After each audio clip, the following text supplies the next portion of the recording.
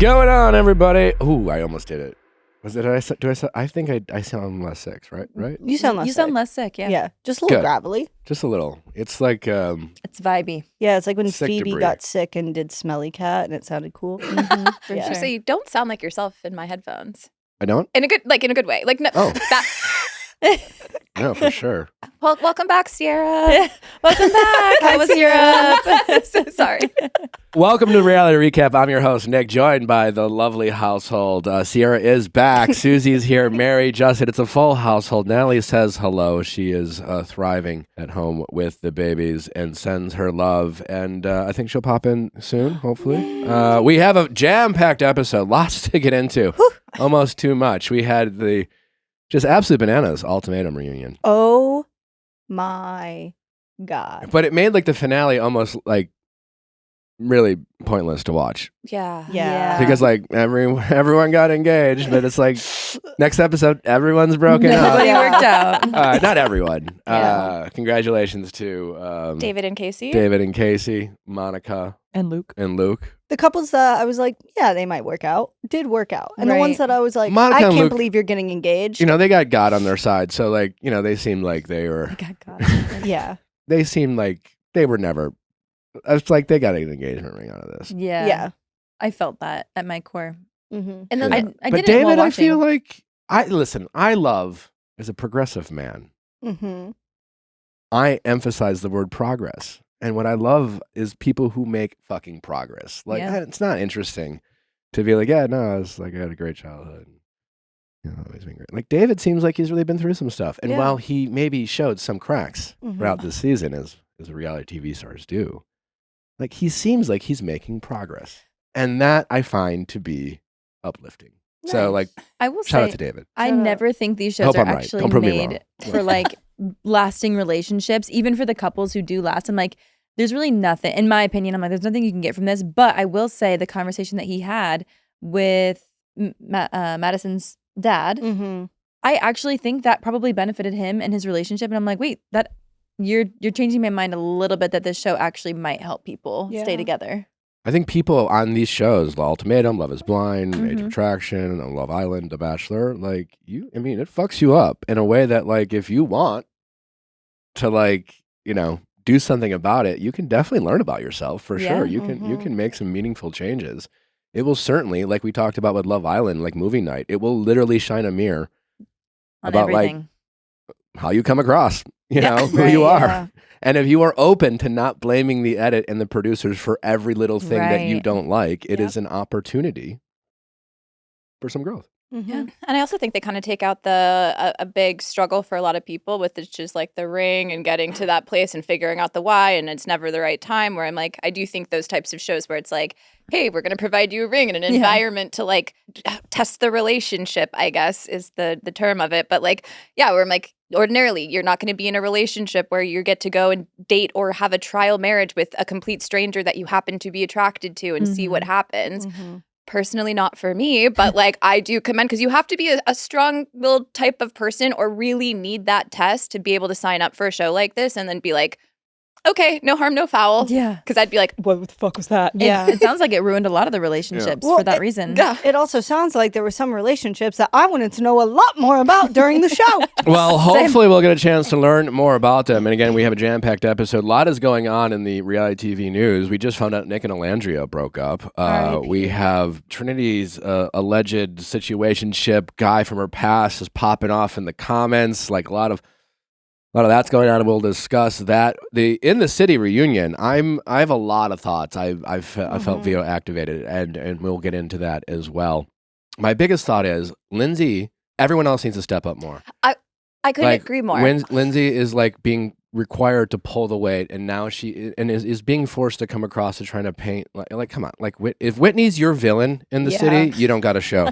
Yeah. That's so you know, real. Yeah. I have so much more to say, and we'll get into that. We do from the Ultimatum have Killian with us. A lot is going on. I mean, we got some very serious allegations, Yeah. which the Ultimatum. I'm sure the good people at Netflix. It must be a challenge to how do they address that? Do they not address it? Because it Right. was definitely something that was like, and he put his hands on me, and then it was like, breezed Transition. over. Well, yeah. Right. In this type of situation, sometimes you can really learn a lot about yourself, and that's what the ultimatum is.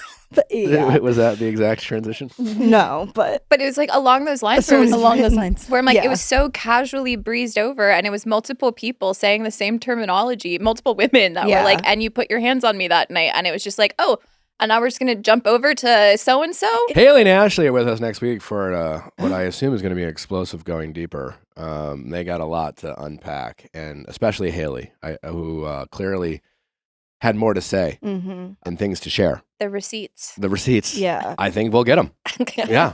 And got a that will lot of be questions. next week. Today we have Killian, who apparently is a dad. Yeah. Yeah, he popped off on Instagram and said, "Surprise, He dropped a video. Yeah. I'm a dad." I'm not with a kid entirely. in it. Does this sound bad that I don't entirely believe him? And but only because it was like, is he trolling us? It was like, Right. surprise I'm a dad is like a weird way to introduce your kid. Hard to launch Also, your is baby. Yeah. is it a distraction from?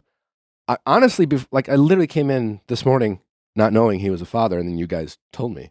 Yeah. And one of my biggest questions, because like I'm not trying to have Killian on just to throw fucking lasers at him, and I'm curious, just wanna. But as a new dad myself of 3 young daughters, I'm far more like think about like I'm worried for my daughter. Like I'm worried for young men. I when I watch these shows, it's just like Jesus fucking Christ. The pandemic really did a number. Wait. And I generally just like most of my questions for Killian are going to be just like, yo, like watching this back, if how How what do you- what would you say to your future partners and maybe their fathers who might have some pause about the possibility of dating someone like you, but not to learn that he's a father? I am really curious what he is going to say. Am I crazy, or in the show didn't they literally verbatim say, what would you say to your daughter? Remember the trial? It was with Ashley and Blake. Blake said that to Ashley Yeah. about her relationship with And then Killian. didn't her dad bring it up as well and said something about it? Were they actually referencing his daughter? Conspiracy. We'll have to find out. Okay. Why is ask there him. more lore to this season of the Ultimatum than like an MCU movie? I'm so locked in after the show is done. Yeah. Well, if there's nothing else we do really great is pulling back all the meat on the bone that is left. I don't eat leftovers in real life, but like when it comes to like You're giving Blake with his, what? he was doing all these metaphors the whole time. I love a good food Metaphor? analogy. Yeah, analogy, that's what it is. Yeah. Yeah, sometimes I feel like a little deformed raccoon just searching through the trash. Oh my and God. that's my transition. Mary and Justin have been dying to talk about this raccoon. What's going on? Jimothy. Okay, so basically in Seattle, really quick, you guys, if you haven't heard about this, there's this raccoon in Seattle. He's like, his name is Jimothy, and he has a rare short spine disease. And he was roaming the streets, stealing food from trash cans, and just like freaking people out. But look at him. Look at that puffball He with is legs. so cute. Also, the WNBA team, the Seattle Storm, when Natisha Heidemann shot a 3, they had a little graphic that went across the screen at the game that said Jimma 3, and it was Jimothy Was this holding your a way little of bringing flag. up the WNBA? No, that actually, I really just wanted to talk about Jimothy, and the fact that there was a Jimothy WNBA crossover got me really excited as well. But in general, it's just like,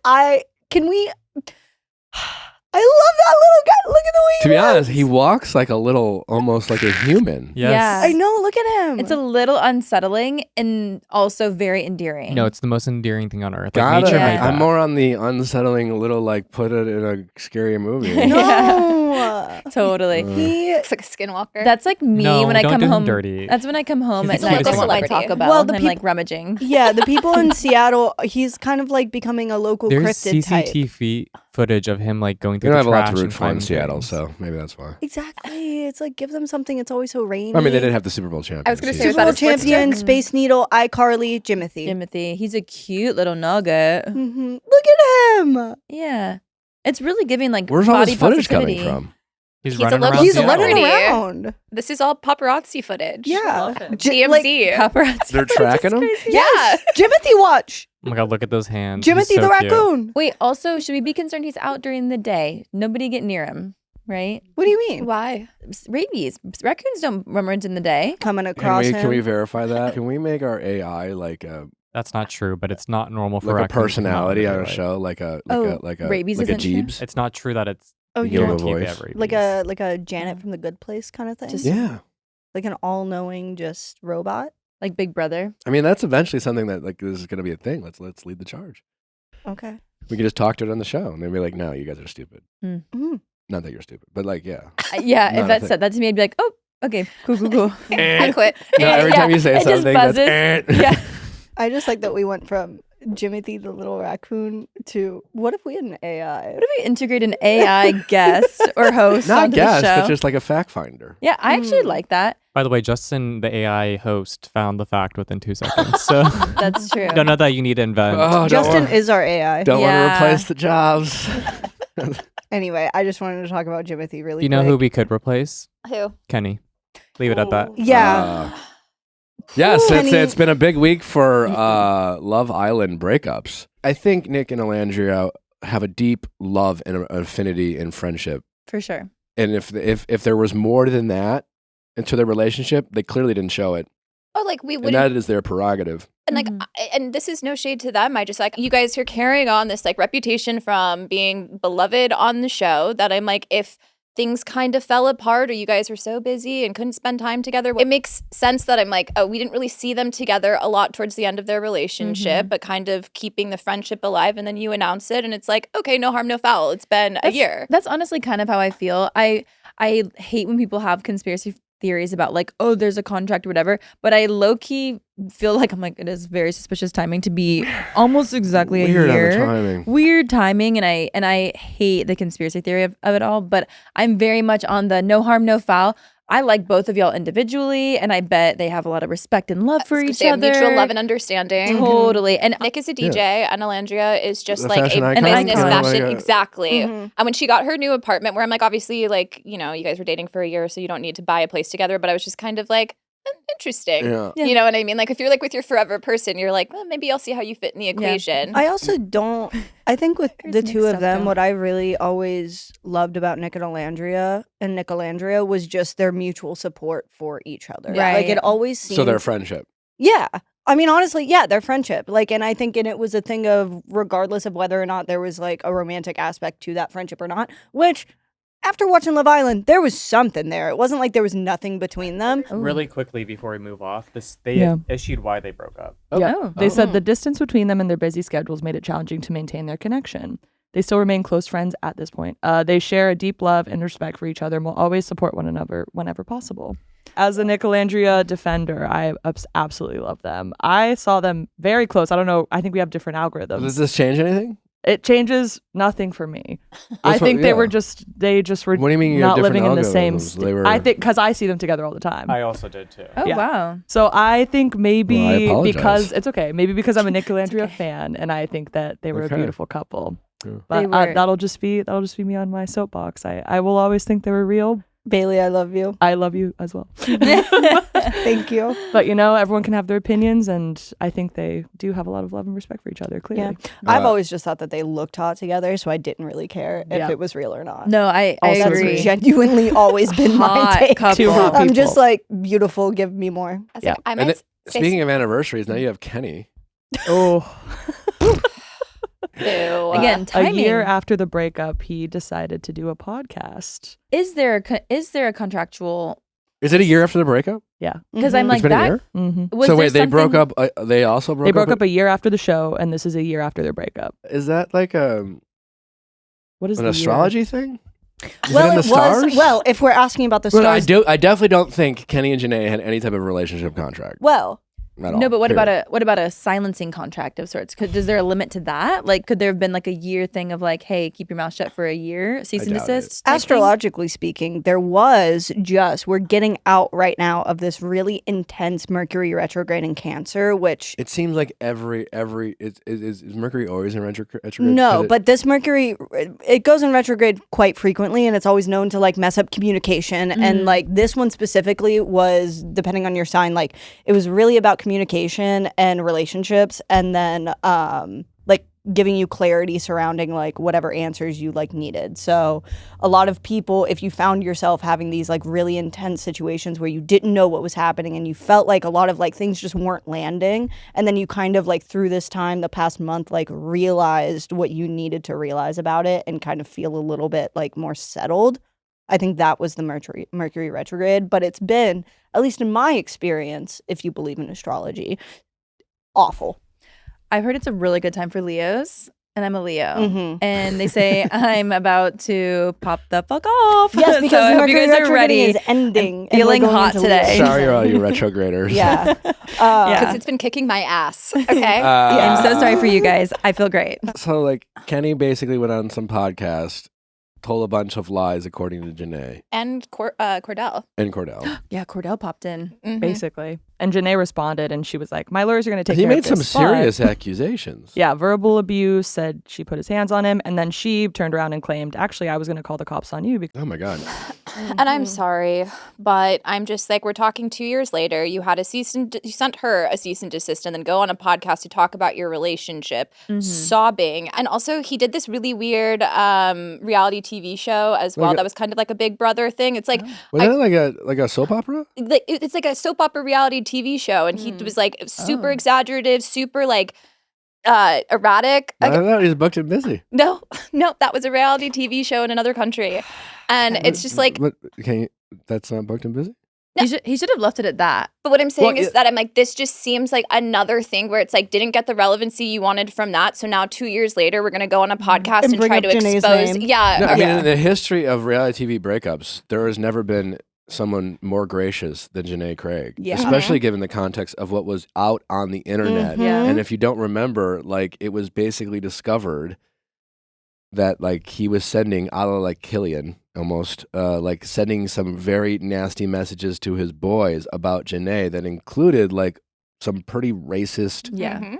commentary and like, just really horrific. Racist, misogynistic, Just- homophobic, all the Yeah. things you don't want. Not the way, like, Lindsay was calling Kenny misogynistic at the reunion. Right. It's And not she an just umbrella. started It was it. just literally It was literally Very just point fact. blank, period. Point blank, period. And she just gave him a fucking hall pass. Like, she chose peace. Yeah, she was She so took gracious. she took the high road and She was took like she took the highest of roads. she took the highest of roads and let him off. She so didn't do easy. any interviews, nothing. Yeah. She Nope. just let it fucking Lived her life. go and lived her life. And a year later, He this has the motherfucker comes back and tries to audacity. come for her. And sobbing as if like it happened yesterday. Like, Like- I'm sorry, he's trash. Are you kidding me? Anyway, I still think Janae is going easy. protect Janae Craig. Yeah. Yeah. I'm sure this is not fun for her.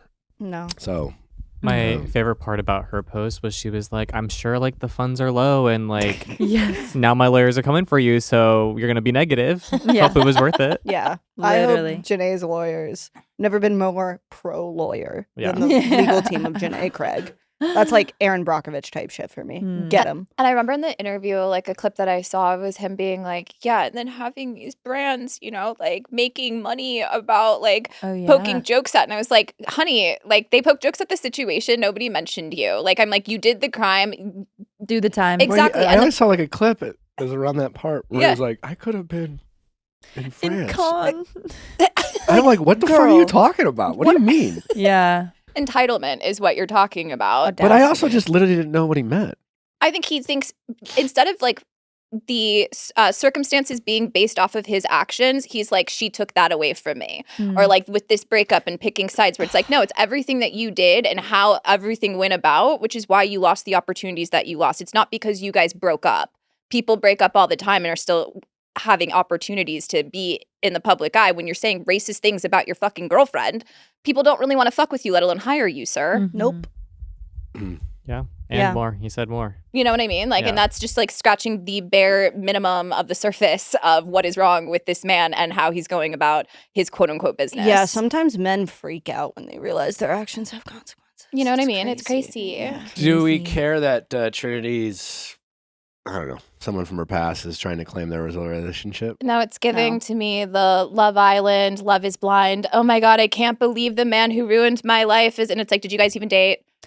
Yeah. You know what I mean? Like, it sounds like she told him, if this is all true, that she told him she's going on a dating show and that. Let's try to be pretty upfront. Yeah, and if I meet somebody and I have a connection, it's going to be a no-go. But if not, maybe we can see if we can rekindle something later on. And guess what? She fucking won. She famously fell in love. I actually am so glad. I feel like the tides have turned a little bit. I think like 5 back years in our ago, day, I was going to say, people would criticize you for having a dating profile leading up to being on you the show. couldn't have been going on a date while you were going through casting, Right. Because like the wolves would come. I mean, that I remember thinking like the Bachelor bloggers would make a fucking career out of like trying to like catch you in some sort of act of like communicating with the opposite sex while going through the casting process. And like, castmates. Pilot Pete had to deal with this. It was like, oh, he like broke up with me. Yeah. Like to go on the show, and then you find out that they like dated in December. Right. And it's like, well, first of all, like the first like casting meeting I ever had was in December. Yeah, exactly. So like, okay, like maybe he broke up with you because he got the call and realized he didn't like you. Like, Yeah. They so many exes will make their entire like existence or brand around the fact that like the person they like once met had like then later on in life went on a reality TV show, and in their narrative is they broke up with me to go on. Like I was the reason. And that's why I said congrats on the viral video. Right. Like, you know what I mean? I hope you have more to offer after the fact, because I'm just like, if your claim to fame is the fact that a guy that you dated that screwed you over one time is on a show dating somebody else, like I'm like, that's just life, They don't like man. you anymore. Yeah. Well, this And they is didn't also, to like, begin with. a guy, like the funniest thing is it's Trinity and this guy, and it's like Bryce. You know, like you watched her have the most beautiful love story, and you're making this about you. So, You know what I mean? but here's I actually had this thought yesterday. You know how arranged marriages are famously like are more successful Yeah. than the marriages that we choose for ourselves in our in Yeah. America? Even if, let's say Nick and Alandria, like we're kind of like, yeah, you're my friend and I respect the hell out of you, and America wants us to date, so fuck it. Or like Bryce and Trinity, where it's just like they were a slow burn.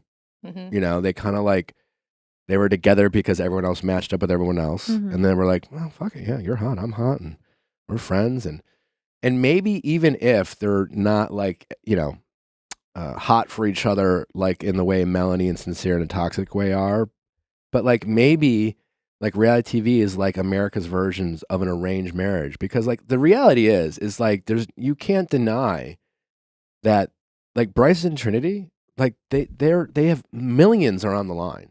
Like For to sure. get Trinity's, they're going to be fine, but together there is so much opportunity in front of them, Yeah. and like who would ever pass that up? Yeah. So like if there is like this mutual respect and connection and love, like maybe it's like one of these like it's like an arranged relationship that truly can blossom and flourish and be as incredibly successful as any other relationship. Like in an arranged marriage where it's like because the idea when you've talked to people who have arranged marriages, I think there's something along the fact of like they just like we were together and then we focused on our bond, our connection, rather than like making our whole relationship around like the meet cute of how we met and like, oh my God, and we're so obsessed and like, oh my God, like, I don't know, maybe it's like that. No, I agree with that, because it's kind of like what Trinity's mom said when she came to visit, where she was kind of like, I'm proud of you for going out and trying something different, where I'm like, just because it's not in the package that you thought it was going to come in, where it's like, but really giving love a shot. And it's just like, again, to her point, she also said that she didn't think that she would have paired with Bryce originally. So it's like, yeah, I think with the encouragement and also the environment, and it's just like, you can't deny that connection. It just kind of, I think it just works. Yeah. But it's like, it's because of the environment that you're in. If you guys were at a bar together on a Friday night, you guys probably wouldn't have even spoken to each other. Yeah, and I think Totally. there's also something to having such a trauma bond isn't the right word, but just like this connection that they have with each other that literally no one else Definitely is going to not. be able Yeah. to The understand. shared experience. Yeah. I agree. I think that maybe they wouldn't have approached each other in public, but I kind of love that. And honestly, I actually met a couple that was an arranged marriage on a plane once, and I was like, I was so intrigued. I was like, wait, I asked them so many questions, and they're thoughts on it were like, we love it. They were like, it was weird at first when we first met each other, but then they were like, it honestly was a choice, and you make the decision every day to stay in it. And we grew to love each other. And they're like, our relationship is so much healthier than most people that we know because we just decided, hey, we're going to do this together. And they made the choice every day.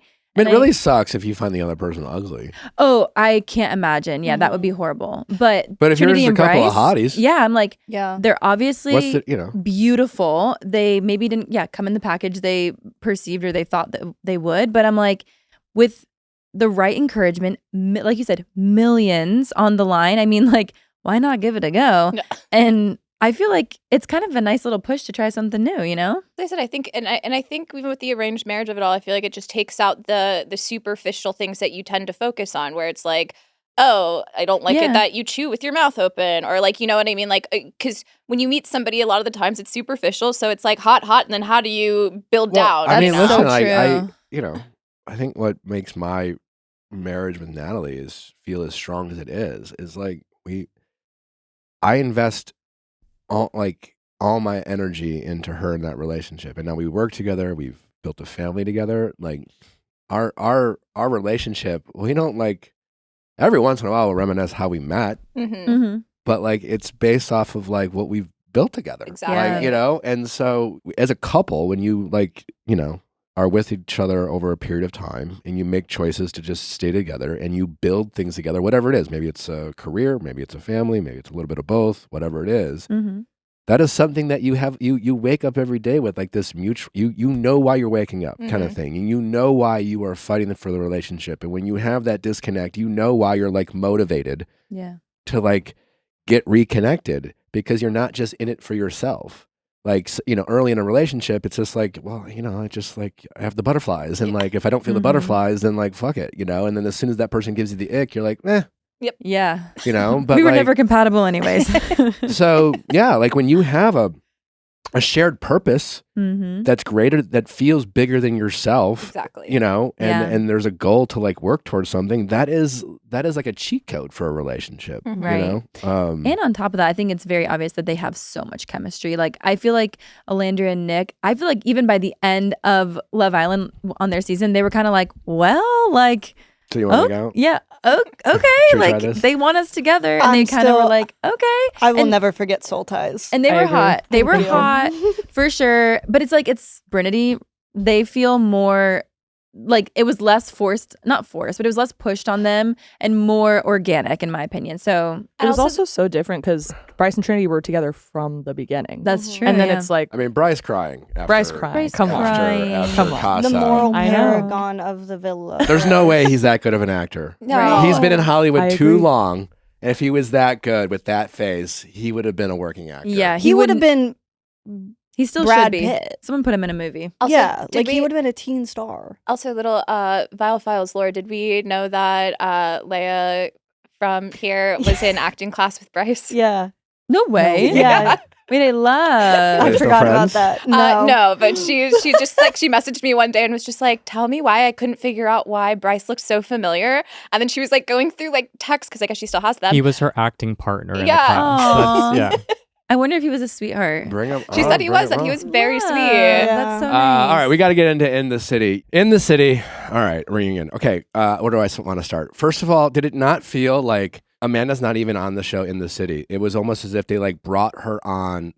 They invited her to the In the City reunion to get like a redo. The follow up. Right. Second because she chance. like, you know, obviously bombed. And then like, she's like, it's not on the show. Amanda and Kyle, Yeah. they were like the face of the show. Like they were supposed to be. And then obviously, even them breaking up, okay, that's interesting. Okay, cool. Like now, married couple breaks up. What is it like for those Yeah, two what's that people look that date like? in the city?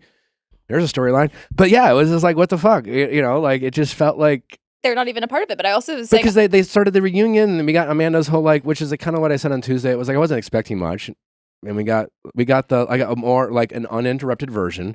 and more lies. I was like, when she was just like, well, I didn't take anything. No, I was on a beta blocker. I just shut down. And I was like, girl, I've seen you shut down on this show. That was I wrote down like Receptors. this Amanda continued stuff that was in here because it was only like the first maybe 10 minutes of the reunion, Yeah, which I do and then they just appreciate. moved on, and it was like they should have just asked Amanda to leave like they do on so The many guest. other reunions. I'm like, well, thanks for coming. Well, as Kenny said, that was the most like what is it? Best thing that you said this whole time sitting here or something. Like we needed her later on in the reunion too. Oh yeah, what did she say? But all that was yeah. her saying, like, confirming what Kenny was saying, If that we've the learned three anything, girls... that we all shouldn't speak over when someone's talking or whatever it was. Yeah, but that's like Anyone could have said that. yeah, that's commentary. That's not being a part of the cast of a reunion. And I've actually seen that take be had on Vanderpump Rules. They'd be like, you all jump on the same person with the same mentality. Well, yeah, most likely people that are good friends think the same in the sense of like what's right and wrong of how to treat people. My biggest takeaway is the rest of this cast needs to step the fuck up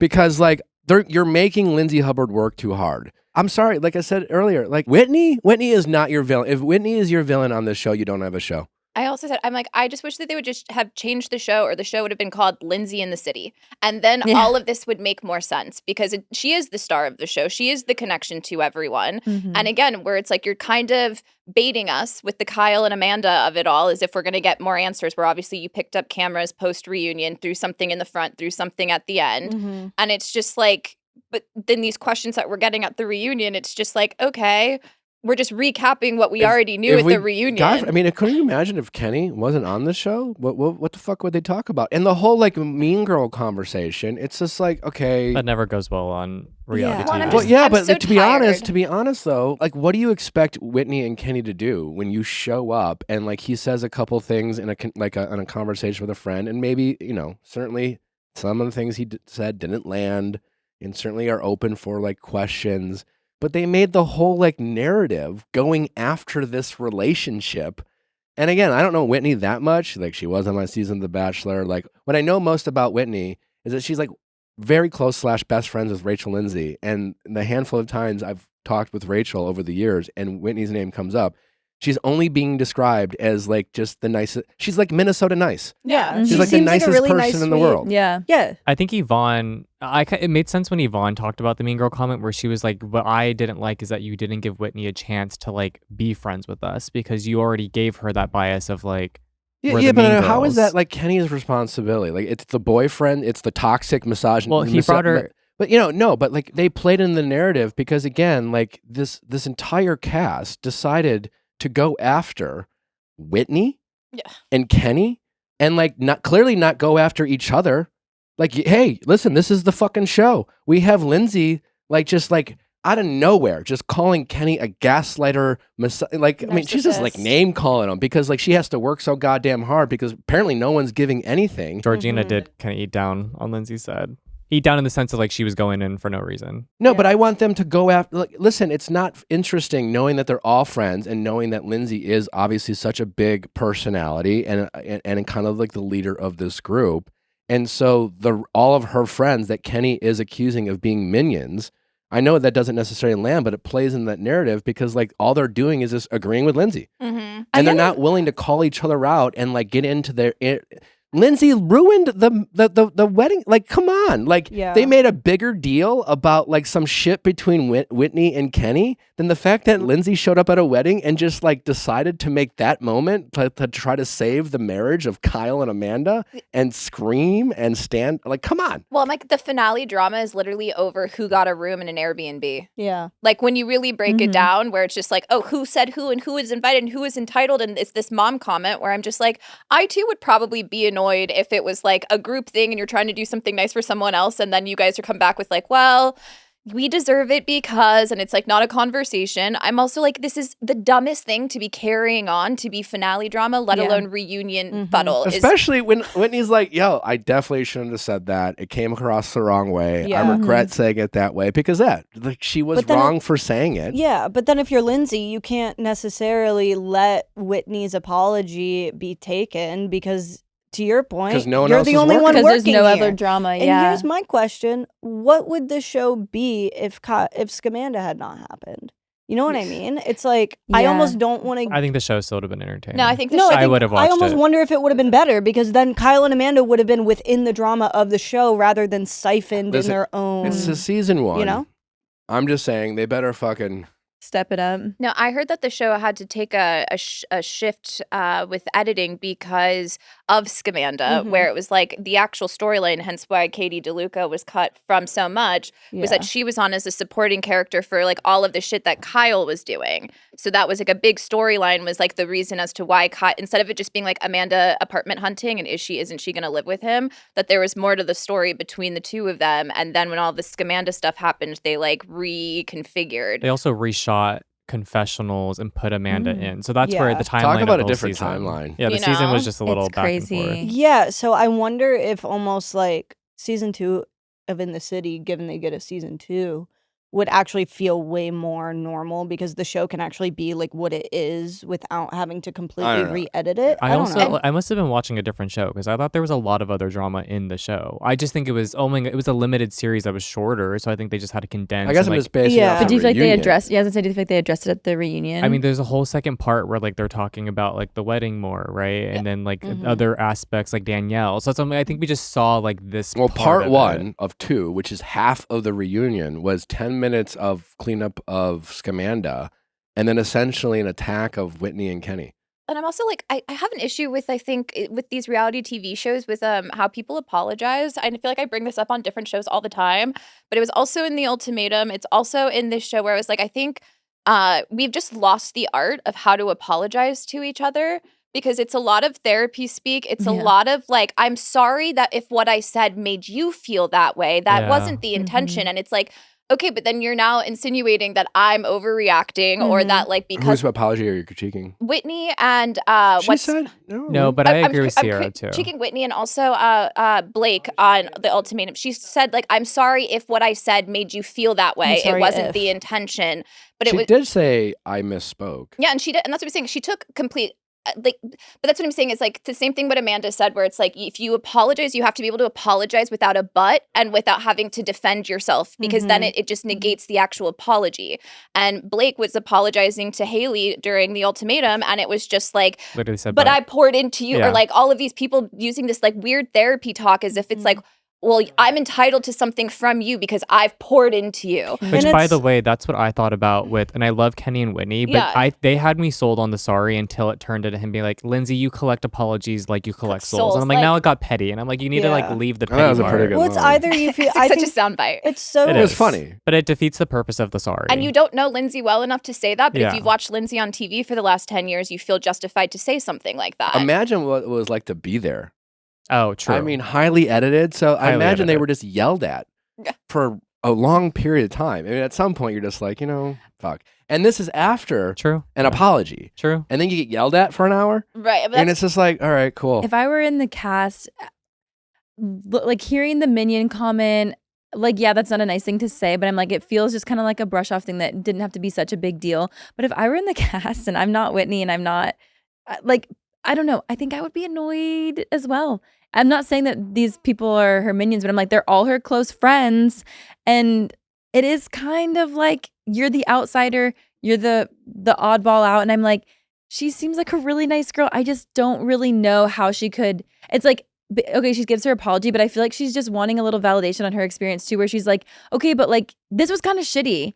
I don't know. I feel like she kind of had the right to stand up for Are you herself. empathizing with Whitney? Yeah. I just feel like, She did, by the way. They both did each other dirty, like both sides. yeah. But I just feel like in that moment, it's like everything got pushed onto Whitney, and where you're at, like what you're saying, if that's your villain, if that's what we spent so much of this reunion on, I'm like, that's pretty sad, because I feel like overall the consensus is that she is a nice girl. Yeah. And I think I would feel similarly coming into an environment and being like, if I stand up to Lindsay, then everyone's gonna be at my throat. Yeah. Like, It's I mean, you also- can't. or if I misspeak and say something kind of shitty, which people do all the time. We put our foot in our mouth all the time. And I'm like, if I put my foot in my mouth and it's directed at her, then like I'm on the cutting board.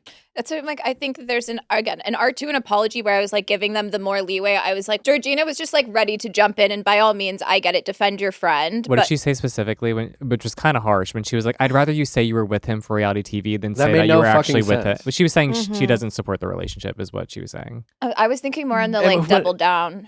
Who gives a fuck? Yeah. I agree. Yeah. I'm just like, but like, are Kenny and Whitney or like, I don't know, just they clearly aren't like close friends. Mm-hmm. So why should they give a fuck if they meet a bunch of strangers? Yeah. And these strangers, who you're basically coworkers with, don't support your relationship, but they also haven't really taken the time to get to know you. And then you say one thing that like doesn't land, and they fucking attack you for it. Yeah. Like, okay, great.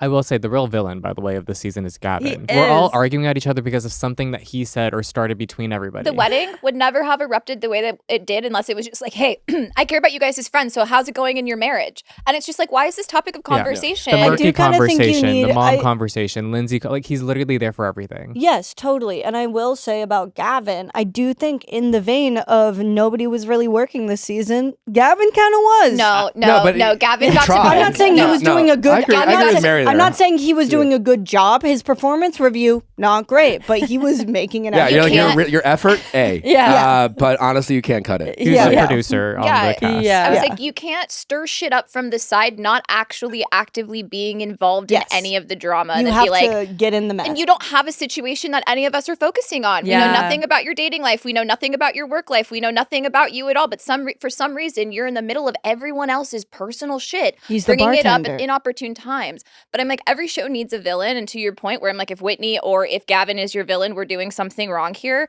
Because I'm like, even think of like Sky on the Valley Persian Style. She's an amazing villain where it's like, 'cause she's not actually intentionally a villain. She's just who she is. But the other people just don't fuck with her. But it's like, even then in these group settings, it's like she shows the fuck up to work. She says what she needs to say and she doesn't really give a shit. And like, those are the people that I'm like, that makes a good villain. Lindsay Hubbard was one for a few seasons of the show where she was like, I was isolated as the oldest person on the show. Yeah. And it's like, yeah, because she stood up for herself. She didn't put up with shit. And then people would be like, oh, she's activated. Oh, she's this. And she turned it into a fucking brand. And now she's Mother Hubbard. So I'm like, you can evolve and grow on these shows. And being the villain is probably the better place to start, because then once you have that progression and that arc, we're like rooting for you in everything that you do. But I'm like, to have these like weird pseudo villains that aren't really villains. And it's like, it doesn't work.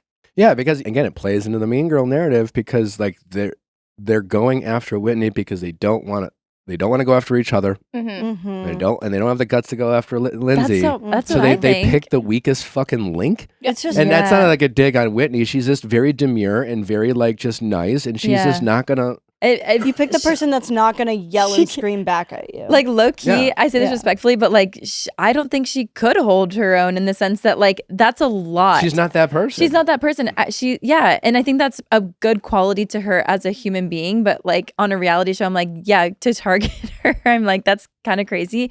But also, I think it was interesting that Lindsay brought up like, oh, these people all challenge me, like all of my friends, like nobody. They all come at me, but I'm like, I don't know that they do in the same way that you guys are coming at Whitney right now.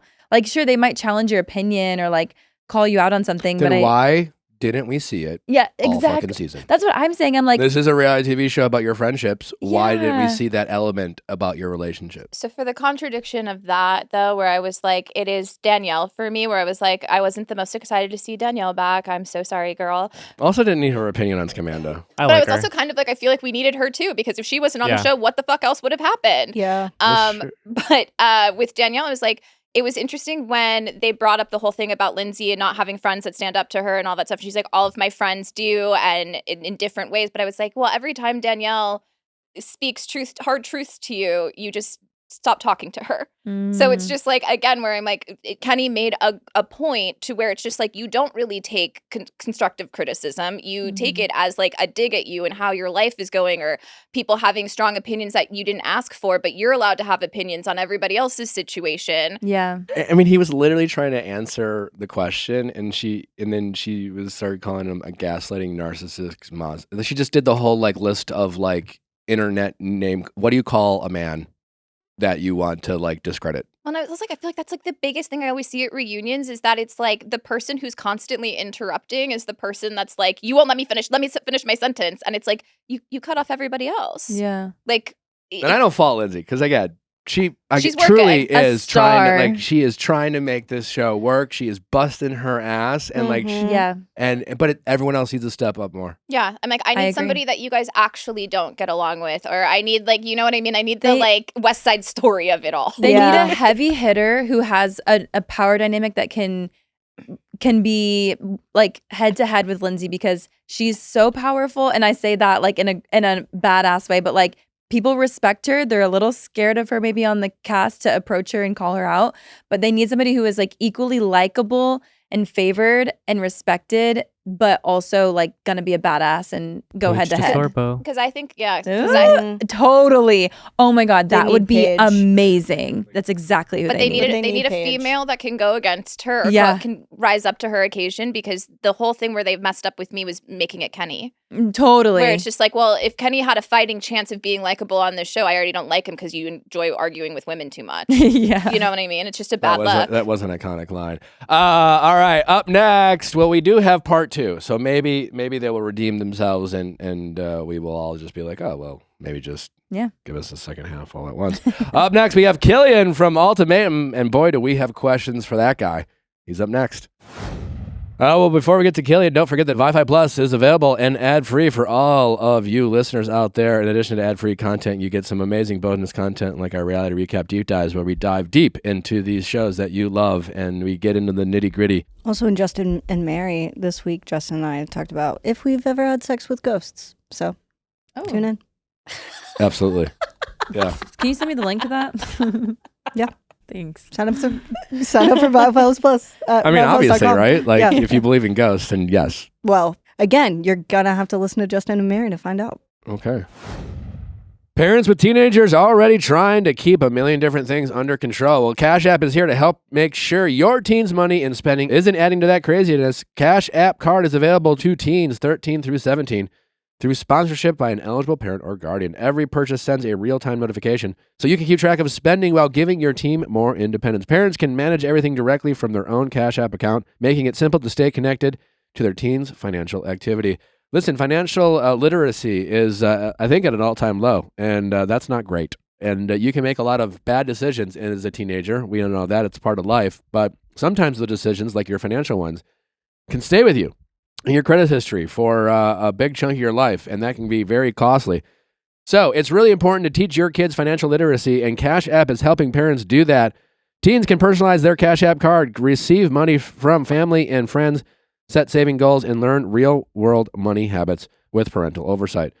When the girls come of age, Nally and I will definitely use Cash App as a practical way to teach them how to manage money responsible, because that is a big part of being an adult. A little can go a long way. New Cash App customers can earn $10 if they use code FAMILY10 in their profile at sign up and send $5 to a friend within 14 days. Terms apply. Cash App is a financial service platform, not a bank. Banking services provided by Cash App's banking partners. Prepaid debit cards issued by Sutton Bank, member FDIC. Cash App Visa Debit Flex cards issued by Sutton Bank, member FDIC. And the Bank Corp Bank and a Pursuant Debit Flex card and Bank Corp Debit Flex card. Savings provided by Cash App, a Block Incorporated brand. Visit cash.app/legalpodcast for full disclosures.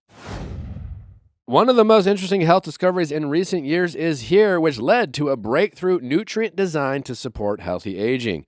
The scientific breakthrough, Fatty 15 contains C15, the first emerging essential fatty acid discovered in more than 90 years, developed to support long-term health and healthy aging. Based on more than 150 studies, C15 helps strengthen cells and supports healthy aging at the cellular level. And here's the most important part as it relates to our parents and listeners. We're all aging, which means that healthy aging starts from birth. Studies have shown that C15 is a foundational nutrient that supports healthy growth and development in children and supports our long-term health as adults. Fatty 15 was developed to support healthy aging for all, from kids to parents to grandparents. And that's why award-winning Fatty 15 is now available as pure capsules, delicious apple mint gummies for teens and adults, and yummy berry blast gummies for kids. Fatty 15 is on a mission to support healthy aging for all, including all ages and stages of life. You can get an additional 15% off their 90-day subscription starter kit by going to fatty15.com/VIALL and use code VIALL at checkout. Killian, welcome to the show. What's up, man? How are you, man? I'm taking the heat, if I can, not gonna lie. We certainly have a lot of questions for you. Yep. And sometimes maybe these shows you can feel misrepresented. I guess starting with the first question is you were like, "Hey, I'm a dad." Is that were you being serious? I honestly couldn't tell if No, that was. I was just trolling. So I was right. You had us all fooled. Okay. Who Are you trying to whose get cover child? from all the heat that you're getting? Like, oh, don't pick on me. I'm a dad. No. If I mean, that kid is like 4 years old, so that means I would have already had to have the kid, before Ashley. Yeah, the timeline seemed a bit off. I just figured, people believe whatever, so I just wanted to Gotcha. troll a little bit. Okay. Well, let me ask you this: what would you like to address first? I mean, we have a bunch of questions for you, but are there things that you want to address about the things that we got to see or the criticisms you've been receiving? Where would you like to start? And if you don't we can start. But I figured I'd give you the floor. Not necessarily. I mean, the only thing that I kind of didn't like about the edit was like obviously how they made it seem like I felt like they made it seem like I was the only insecure one. And also that they didn't really show like me being there, being nice for Ashley or for Haley. Because I spent a lot of damn time being there for Ashley. Like there was one scene where when Ashley was leaving Blake's apartment, this was probably like 5 days or so before the season was ending, or the filming was ending. They made it seem like it was very calm, that she just closed her suitcase, left, and that was it. Well, but really what happened was like she was running through the courtyard of the apartment, screaming, having an anxiety attack. And I accidentally saw her while I was on the balcony. And, like I'm, holding her, trying to help her through it, breathe through it, everything. It's just like, obviously that probably doesn't really align with the story that they need to tell, which is fine. But yeah, I mean, listen, Yeah. I don't think anyone like watched you and didn't think that you had like no redeeming qualities as a partner. Obviously, you two like had a very long relationship, so clearly there's a lot of good there. I think when we watch these shows, as you know, like it, obviously it's we know it's edited, but it's hyper condensed. Yeah. But we're trying to obviously like we're very interested in the most like I guess like intense moments, and so like I mean I say this in relationships all the time too. Like the good doesn't make up for the bad, especially when the bad is really bad. Of course. So no doubt that you've been there for her, you've had redeeming moments, but I think it's just more, I think a lot of fans or the audience was kind of caught off guard by some of your worst moments, so to speak. Yeah. Of course. And in particular, I guess maybe we could just start with like, well, to me, there's like the two different things. Like obviously there was like the freak out, which on one end I think listen, this whole experience is crazy. I don't know how any of you do it. So I can imagine how it can be very triggering and very hard to deal with like your emotions, and it can be scary. So there was that and kind of how you handled that. But then there was kind of like, I think it was you saying shut the fuck up to your partner. Obviously there was the whole text thread with your boys. Mm-hmm. What would you say to any of those things? Let's start with the whole text message with the boys. What do you have to say about that, or do you have an explanation or an apology or an excuse, or what is your version of that event? No, I don't really have an excuse about it. Okay. I don't really think there's an excuse to have for it. I mean, obviously, they didn't really show it on the show, but I've apologized to Haley multiple times. Gotcha. Okay. I don't think that an apology is really gonna fix too much, right? Like no matter how I word it or say it happened, so I just have to take accountability for it. How would you say you've done that? What change, if any, did that situation bring into your life? I think just being more aware of the way things are or are said, and trying to take them more properly, I guess. Like I shouldn't have really just let it be such a joke, because that's not really something to joke about, right? And especially with the text messages about the boobs and comparing boob sizes and stuff. Obviously no one wants to be body shamed, right? Like I don't want to, or anyone else. So yeah, I just should have spoken up more at the end of the day. For me, like they were my friends, so now it's like, I said, hey, like that's wild, right? Like for them, they know what I meant by that. And then further down in the text messages after I said that's wild, it said, yeah, that's a little bit too far. That's my bad, right? Which doesn't fix it. It's still said. You're saying you did at least push back a little bit?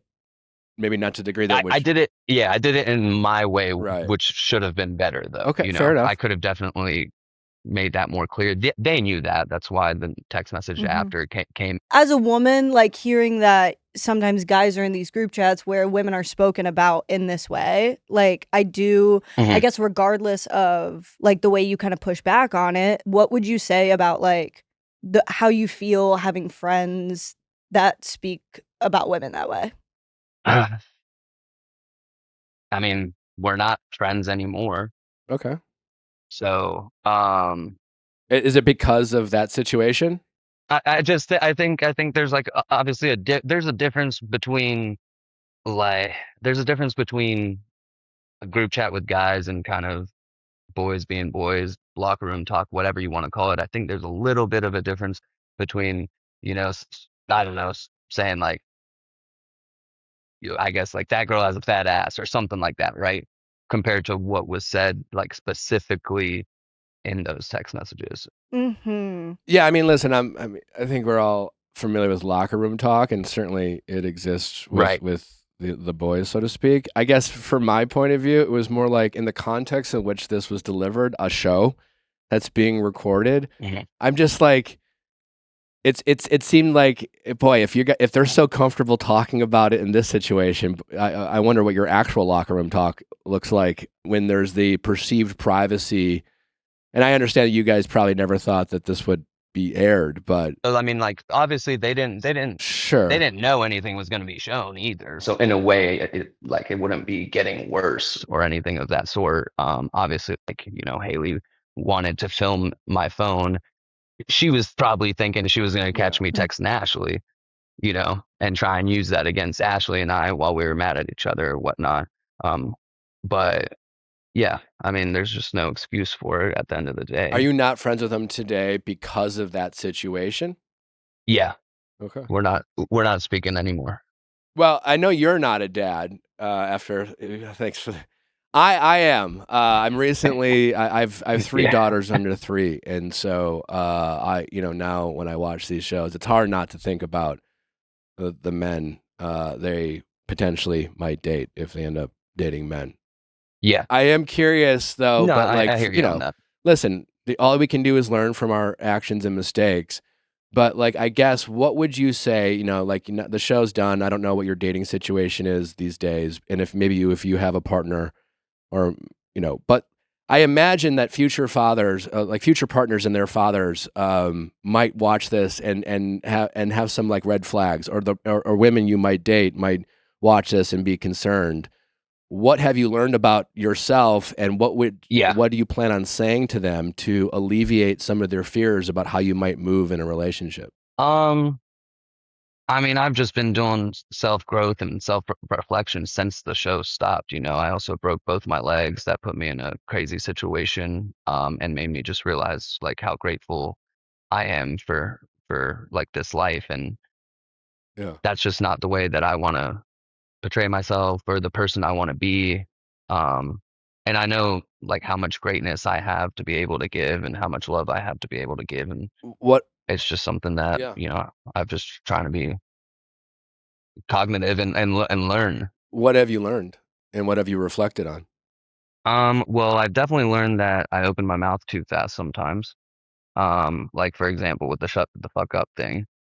I mean, I'm not gonna lie. Everyone yells or at some point or says things like that. Ashley said way worse to me than that. But I could have kind of, taken a chill pill, take a breather, and then answered differently. Are you better at that now? I don't know.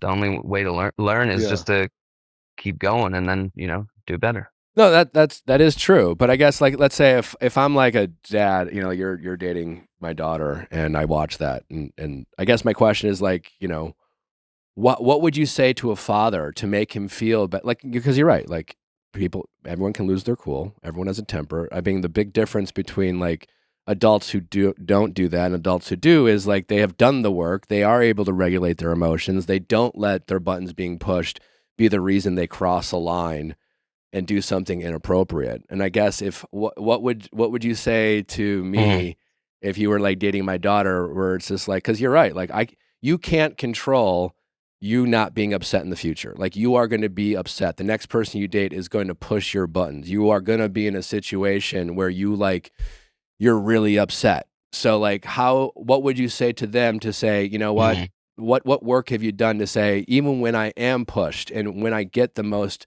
mad, and regardless of what they might even say or do to me, I can assure you I will never treat your daughter that way. I mean, I don't know how to answer that question, to be honest with you, other than just over time working on the anger part. All right. Well, I appreciate that honesty. Yeah. And working on myself. Okay. I mean, I really don't know, because like I also don't feel like anything I would say would probably make it any better. I mean, I don't know. I guess, yeah. I guess it would just have to be. Do you think right now? Are you dating right now?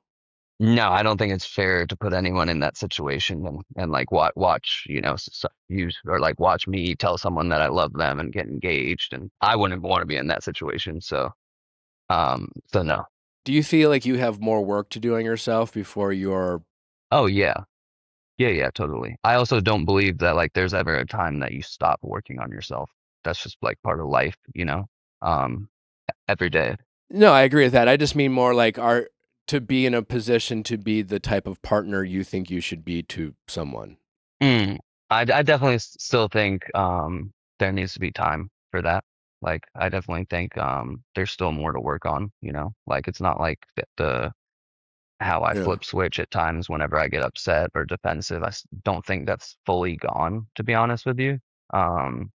And yeah, I think also maybe like being with someone different, the reactions might also turn out differently, or we might handle things differently based on the person that I'm with. Yeah. But again, like, if that makes sense, No, it does make sense, but we can't control sometimes other people, but we can control ourselves. And I would feel uncomfortable knowing that like my daughter's safety has more to do with her ability to never lose herself, rather than knowing that she's with someone who, regardless if she's having a bad moment or a bad day or whatever, that she never has to worry about someone saying, well, I only did that because you did this to me, and that would. Right. Yeah. Right. I hear you. Yeah. I don't know. I mean, I guess you guys know, but Netflix gives you the therapy sessions after the show. Good for you. Okay. So I've started to go to those. I've went to 2 of them. Yeah, it's just a constant thing that I got to work on. What thing did you learn about yourself that you appreciate, and what thing did you learn about yourself that you want to, change? Something I don't know if this really meant, like something I learned was that even if I have good intentions, when I'm going to speak to people, sometimes it's just not my place to say anything. And it sometimes puts me in worse places than what I was trying to do. Like, for example, I would try and go talk to Blake at the gym and tell him how Haley was feeling, and for him to text her back because she was, freaking out that she's texted him 50 times and he hasn't replied. And I wanted them to be in a good place and not worried about things. And instead, that comes back to me, that, oh, you're messaging everyone and you're, causing drama and stuff. And I think staying in your lane is a big thing that I've learned. Worry about yourself, just try and do the best you can and kind of let everyone else do their own thing. That's probably the safer route. I definitely obviously it's really weird to see yourself raise your voice on TV, so like maybe at the times, and maybe even in the past when I've done it, maybe I didn't even really think that I was getting that upset or like yelling like that, and like seeing it actually happening in front of you, especially in your voice, is definitely strange.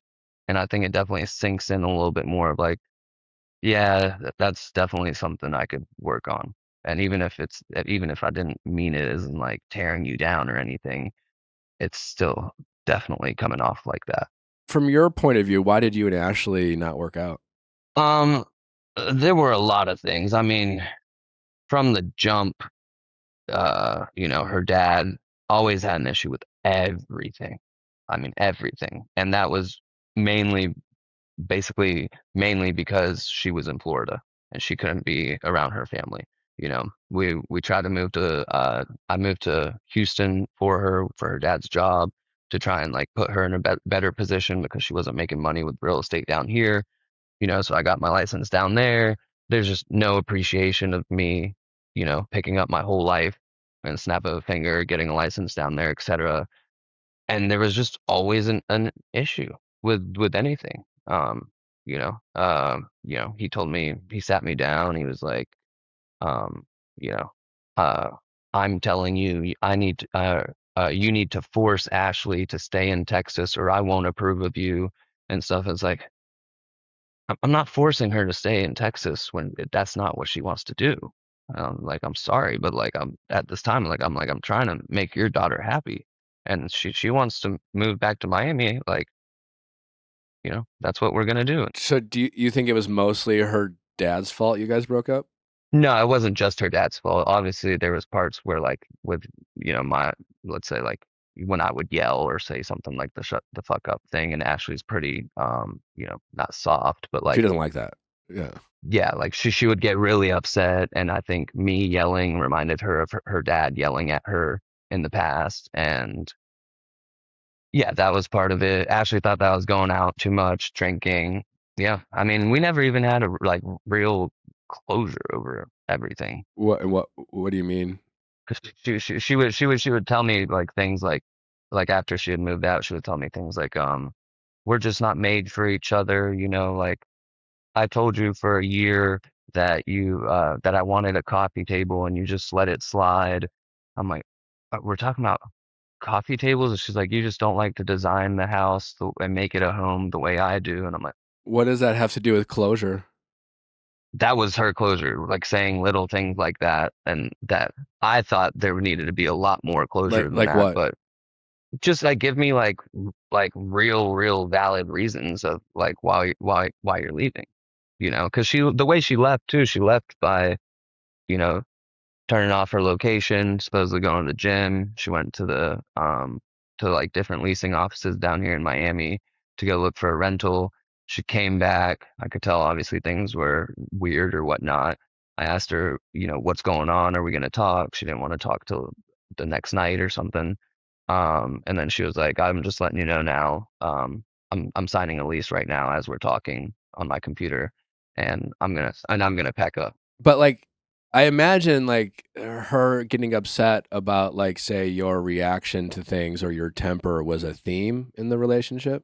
Yeah, for sure. I mean, that's what I'm saying. That So like definitely has a maybe big part to play to it for sure. maybe she just kind of got fed up. The thing is, like, in which I understand, and like, Yeah. right, like that's something I need to work on, and that's not something someone should deal with. But let's also not sit here and act like I'm the only one that reacts to things.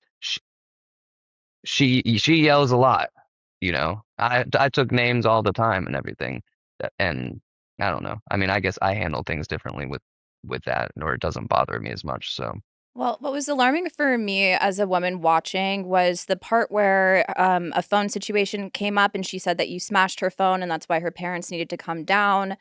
And and you said that context was necessary to add on to the story. And I'm just kind of wondering, in what situation would it ever Mhm. be okay for you to smash somebody's phone, let alone that, like, is this where your relationship arguments are escalating to?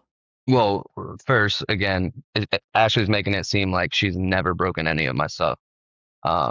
Second, on that situation, yeah, what happened was that she decided to go out with friends while I was in the wheelchair, left me at the house, lied about where she was going, and then ended up staying out until I think like 10 a.m. I called her friend. This was probably at like 2 a.m. or so because she was ignoring the calls and stuff. At 2 a.m. or so, he was like, "Oh yeah, I'm watching her." 1 a.m. I'm sorry, I'm gonna watch her and everything. And then around 2 a.m. I call him again. I'm like, "Hey, so she's sleeping over there? What's going on right now? Like, you guys can hang out, but what is happening with her not picking up the phone and everything? Just trying to make sure where she's at." "Oh, let me go to find where she's at." He didn't keep track of her, and she was gone from the apartment. No one knew where she was. None of her friends knew where she was or anything.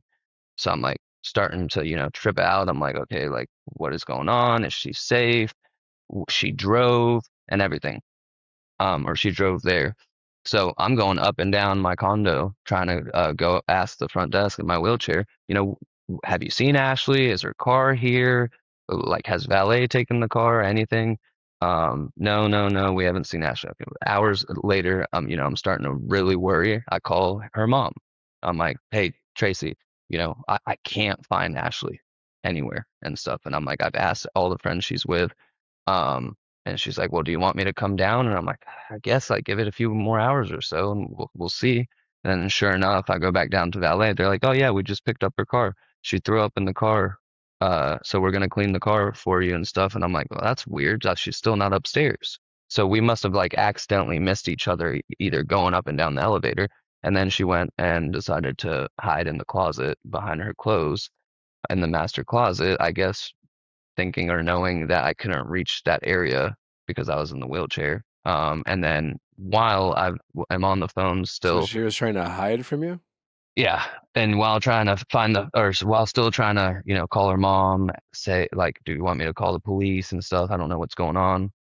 And she was in there the whole time listening to me doing that and never decided to come out and, say, well, I'm at least home, which I'm assuming she probably was wanting to do that because she was like, well, he's gonna yell at me or something. But and then that's where that came to, and she thought she was doing nothing wrong or whatever, and I grabbed her phone and I threw it, and yeah, the phone broke.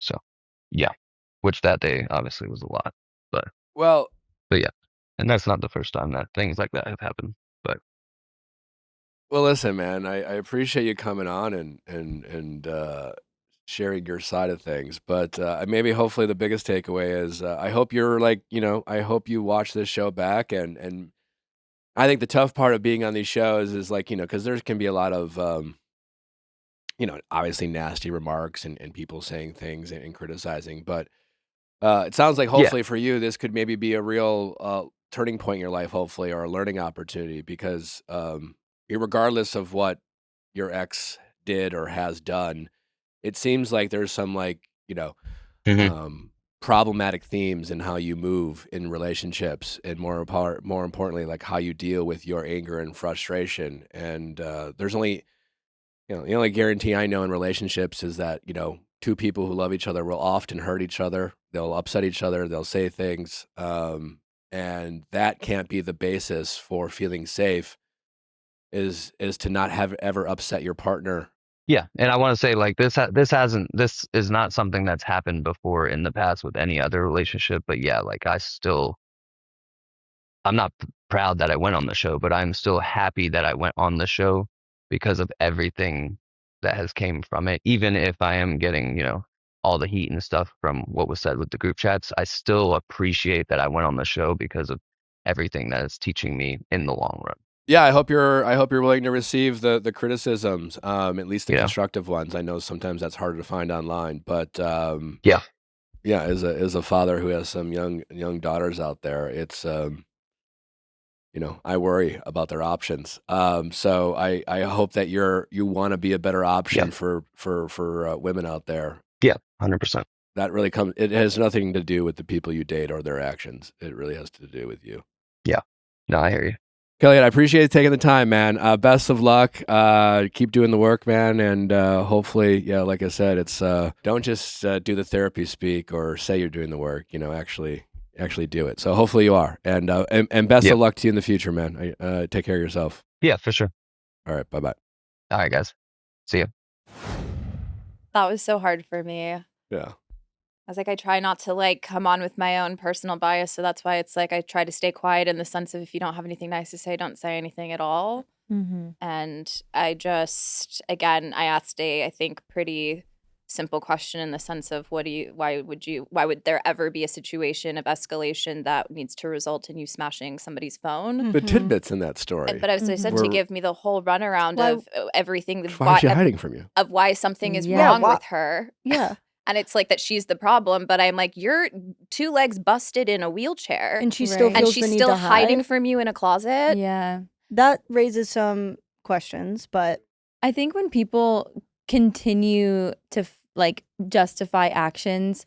At the end of the day, it's not right for either person to smash a phone, to throw property, break property. Mm-hmm. But when you're asked a direct question like that and that person continues to deflect, it just shows that they're not ready to take accountability for how they contribute to it, because they're continuing to justify based on whatever somebody else has done. Right. And that to me, like, I say this so sincerely, like, I really do hope that he, takes the feedback. I know there's criticism that is like above and beyond, and people say crazy things in your DMs, so we're not talking about any of that, but like, truly invest in therapy, not just the 10 sessions you get from Netflix. Like, it's when he was like, I've done one or two. Well, Yeah. have you done one, or have you done two? Yeah. And maybe let's not rely on the aftercare that Netflix gives you. Yeah. It kind of Yeah. goes back to what Sierra was saying within the city, where it's like the art of apology, or like just like accountability. Like there's a time and place. Like you can acknowledge whatever other Of perspective you course. want to, but like in the moment, we're trying to acknowledge something But specific. again, accountability is about you and yourself. So therefore, you don't need to point out what other people have done Right. because we've seen it, we get it. And even then, it should be irrelevant into your story of how you've taken accountability. It's,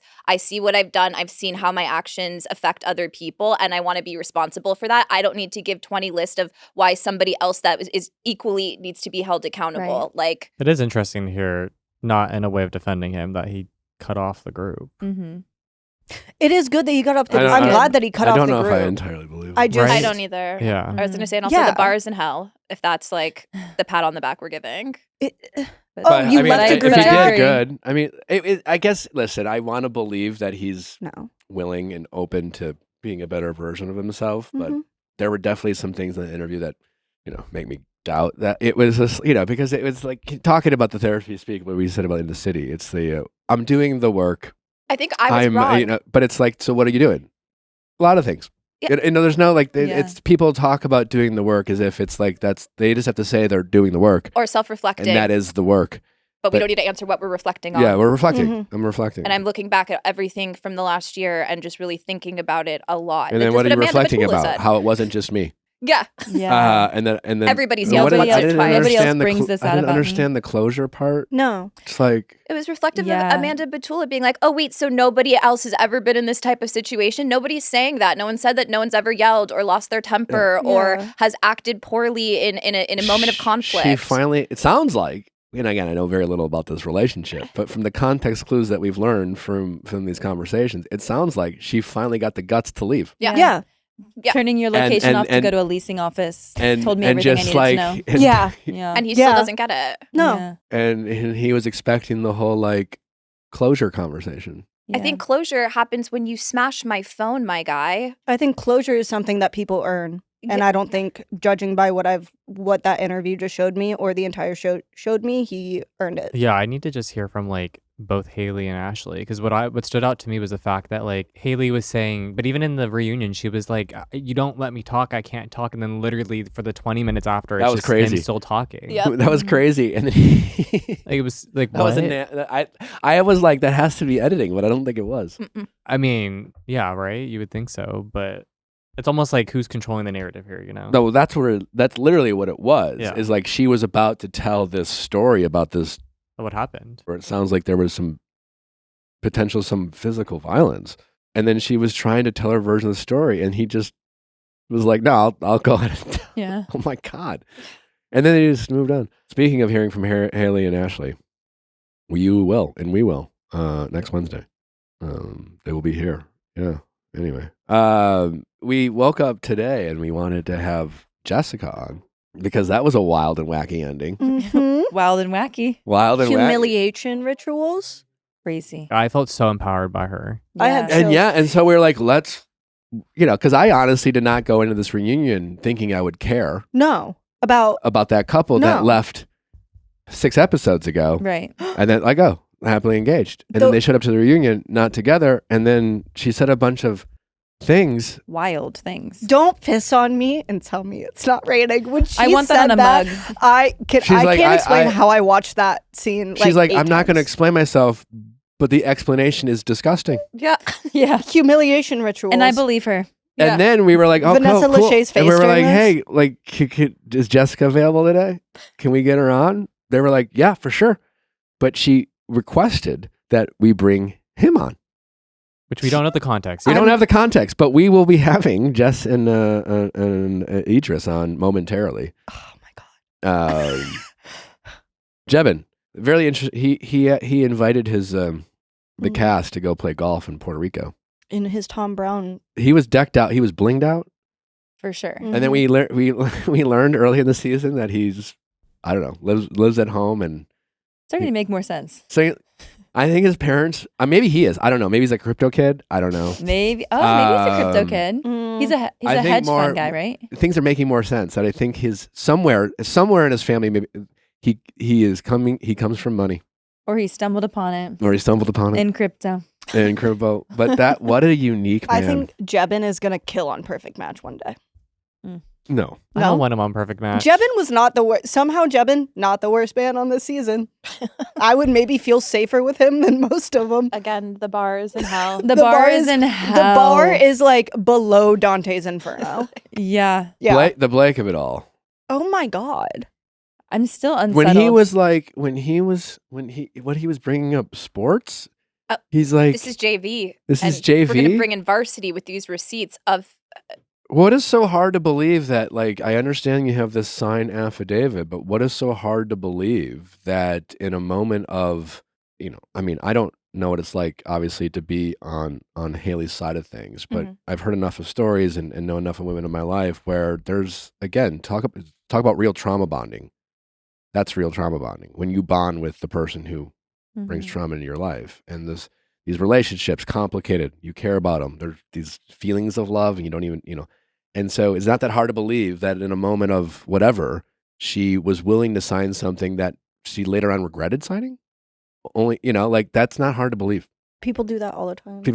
And so the way he was just trying to completely diminish and invalidate what she was trying to say by he is crazy. Even the I'm sorry, but it's like this manipulation tactic of being like, I love you, da da da da. And she was like, no, you don't get to talk to me like that. We're not together anymore. And I was like, this poor girl has been traumatized by this man because you know that he said that shit to try to get out of trouble. And I'm sorry if I'm wrong or if AI or whatever, but I'm pretty positive I've seen a mugshot. So therefore, I'm like, don't act like that you have never been in trouble based off of the accusations that she's claiming. So I think he was very quick to deflect and say that never happened. It would be one thing if he was like, listen, there was a situation in my past or whatever. I'm like, it's literally circulating right now, my guy. Also, the only thing he didn't argue was the claim that he was blackout drunk. Right. And yet prior to the blackout drunk accusation, of which he did not rebuttal, he tried to tell his version of accounts of that night. And I don't know about you, but anyone I know who's blackout drunk doesn't remember fucking shit from that night. Like, it's called blackout drunk for a reason. Right. You're blacked out, so you don't fucking remember. So the best version of his story is he did it all, but doesn't remember. But the fact that he tried to make up a version in what seemed like almost great detail, knowing that he's lying because he was blackout drunk. Literally. And he's not even arguing that. She was like, we didn't go there with anyone. And then I went to the bathroom and you came back and you were taking shots with girls. They're wild. That might on their piss me honeymoon off. trip or whatever. Yeah. Not honeymoon, but I'm just like, in a vacation that they're taking to celebrate each other and their relationship, this is how you treat he her. sounds like a guy who gets blackout drunk. Yeah. And when he is a very bad drunk and potentially violent and very toxic. And outside of his drinking, which he hasn't dealt with, he is foul. He probably feels guilt and whatever, and probably dives into therapy and tries to therapize himself in an attempt to feel better about his actions, but doesn't deal with the actual problem, which is like he gets blackout fucking drunk. And you have anger issues. And he has anger issues. Both of them, him and Killian. And a willingness to like cross lines that should never be crossed with women. Him also being so analytical too in the show and talking about his emotions, and the way it's like he's trying to figure out how to feel like a person, and then if you get blackout drunk like that, it's like then all of these emotions you don't actually know how to process are just gonna come out. That's not an excuse, by the way. It's also interesting to me that the two girls, Haley and Ashley, ended up kind of with different versions of their partners. because they both suffer from the same kind of issues in the sense of like anger management, drinking issues. Remember when Blake like made it a personal mission to like talk down to Ashley about how she needs to like expect more for herself in relationships and talking down to Killian? It's oh my god. And lo and behold, he's doing the exact same thing in his relationship. It was like the way he was telling on himself. Cognitive dissonance. It's a real fucking. But he asked plague. ChatGPT, so. I forget what was that all about? I've had many conversations with ChatGPT about that. Or he said, I don't know. He had just said, I've had many long discussions with ChatGPT about this. And about that what, was his what was it about? something with Haley, I think. But that's not how you use AI, guys. No. That is it's not your friend. That is certainly not a tool. It's not your therapist. Would you guys use a therapy chatbot if it was specifically made? No, but I'm fully But against that's AI. like, I mean, it all depends on. Like, what if it was like FDA approved?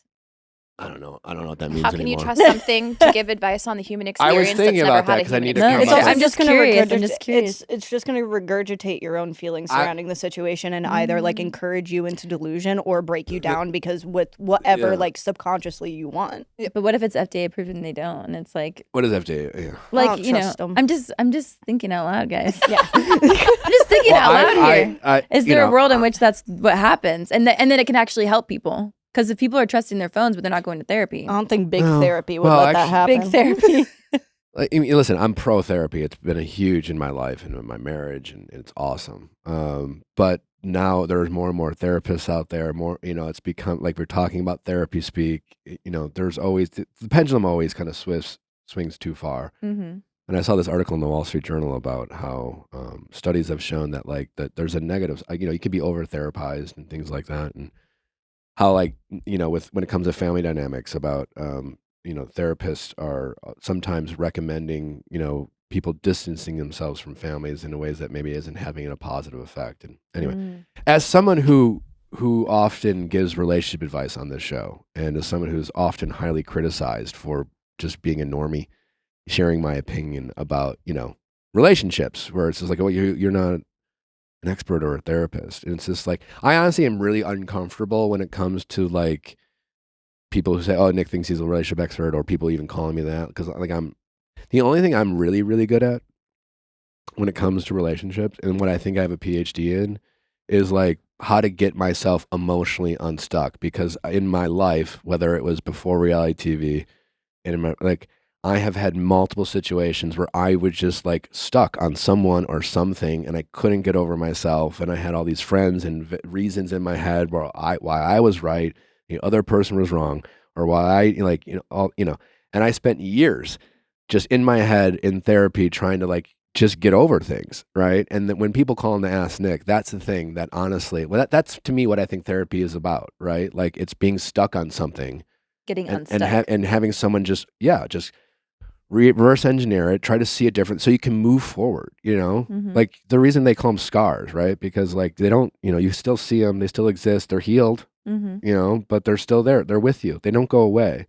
But how do you go from like continue to scratch that thing so it bleeds forever versus it just heals, right? And so like that's the thing when it comes to therapy that I think if you're going to therapy, that what you should be focused on is like trying to get unstuck. It's not being validated, it's not ruminating over the same topic for 30 sessions in a row. Anyways, but to answer your question about like AI, I just don't think like a computer is going to have the lived experience to try to like get you unstuck. I think it'll only make you more stuck. I think it does the opposite. It will validate you. It will just kind of give you all the scientific reasons and diagnosis as to why your feelings are it's not about your feelings being valid. And I think the downside of therapy today is there's too many people out there thinking therapy is just all about validating your feelings and not working through why, right or wrong, why like it's just time to move forward. See, I would argue that the therapy talk that we hear so much, whether it's like on reality TV or in real life, when you're just like, oh my God, okay, we get it, you've been to therapy, you're using therapy talk. I would argue that's coming more from the internet. Like I would say it's so much less likely that these people are actually in therapy working with professionals to work through their issues, and more so they're watching like an expert or a guru who's like blasting these things. That's where I think a lot of the therapy talk comes from. And obviously there's therapists that aren't good at their job, or there's therapy sessions where people become stuck. But I'm like, I kind of think that the therapy talk that we're hearing isn't from actual therapy. It's I totally agree. It's from like buzzwords online. Where I think it's just the whole culture. The I culture don't of it, think yeah. it's the therapist doing that. No, totally. But I also think it's like a manipulation tactic where it's like, okay, instead of like us being able to communicate with each other and correctly identify a feeling or how that made us feel, instead now we're like in this weird, like trying to be politically correct, trying to like not say the wrong thing or be accusatory. So it's like, I've poured into you and you're not pouring back into me. And therefore it's gaslighting and all of these things where it's just like, instead of being like, hey, when you said XYZ and it hurt my feelings and it made me feel like this, which is with the tools that they actually teach you in therapy. Yeah. They don't say, hey, go to your boyfriend and call him a narcissist. They say, hey, instead of going, you did this and it made me feel this way, be like, hey, when this happened, this, you know what I mean? They give you the tools as to how to communicate, not what words to say to invalidate somebody else's argument or somebody else's opinion of that same situation. And that's why I said when I'm like watching this therapy talk on reunions and Netflix dating shows and whatnot, where I'm just like, it's just kind of bizarre to me because you're not having an actual conversation. No, you're having a conversation about communication. What was the couple? Versus who was the emotion. couple on the show? I think it was Killian and Ashley. But it was Haley. They were like, that is a manipulation tactic, was the response. It was Haley. It was Haley. But what was the thing they said was a manipulation? Which Was it when it she was- wasn't. Or Haley and when Blake, she was sorry. crying. Yeah, that it was like when she has tears. No, not that. It was. Well, They it ended all, up by the way, it all having- started from Ashley taking the word and saying that I think Haley is manipulating the situation by like texting you stuff. No, but And there was the- a specific thing at the someone dinner. said, when they walked and the away. response was that's a manipulation phrase, and it was basically someone disagreeing. It They, was at the they called final it like dinner, narcissist or It's something. like you were allowed, Yeah. like it's gone, like you were allowed to disagree with Well, people. it's also they had an entire like the four of them had an entire argument about the word manipulation. And I just like I have always believed and I was always raised that if you start arguing about semantics, then you need to just like Let it go. at that point it doesn't Yeah. matter. It's so Because true. it's like once you get to that point, it's just what do you Well, either recalibrate or stop arguing. Well, to your point, You know? Susie, like the internet has, like, again, there'll be like 4 reasons you're being gaslit. You know, Yeah. it's just like And I swipe every time. I'm like, tell me why. Validate my experience. Yesterday, last week. But it's but it's just like they invalidate your experience. Yeah. So it's just like, like, so that turned into anyone being like, well, I don't agree. Well, I don't then you're a remember it that way. narcissist and you can't Yeah. understand what I'm Immediately trying turns to say. into, well, you're Yeah. invalidating my experience. Like, whoa. It's like no, sometimes we just process things differently. It's also it's the whole kind of thing of like what people everybody has their sides and the truth is always somewhere in the middle. It's like the reality of these relationships is like I don't know what goes on every day. People say shitty things to each other all the time and don't mean it and fuck up and you either forgive them or you don't. And it's just like it's not everyone is dealing with their own shit and it's not always about you. All right, up next, Jessica, Grace, and Edris. Are they together? Are they not?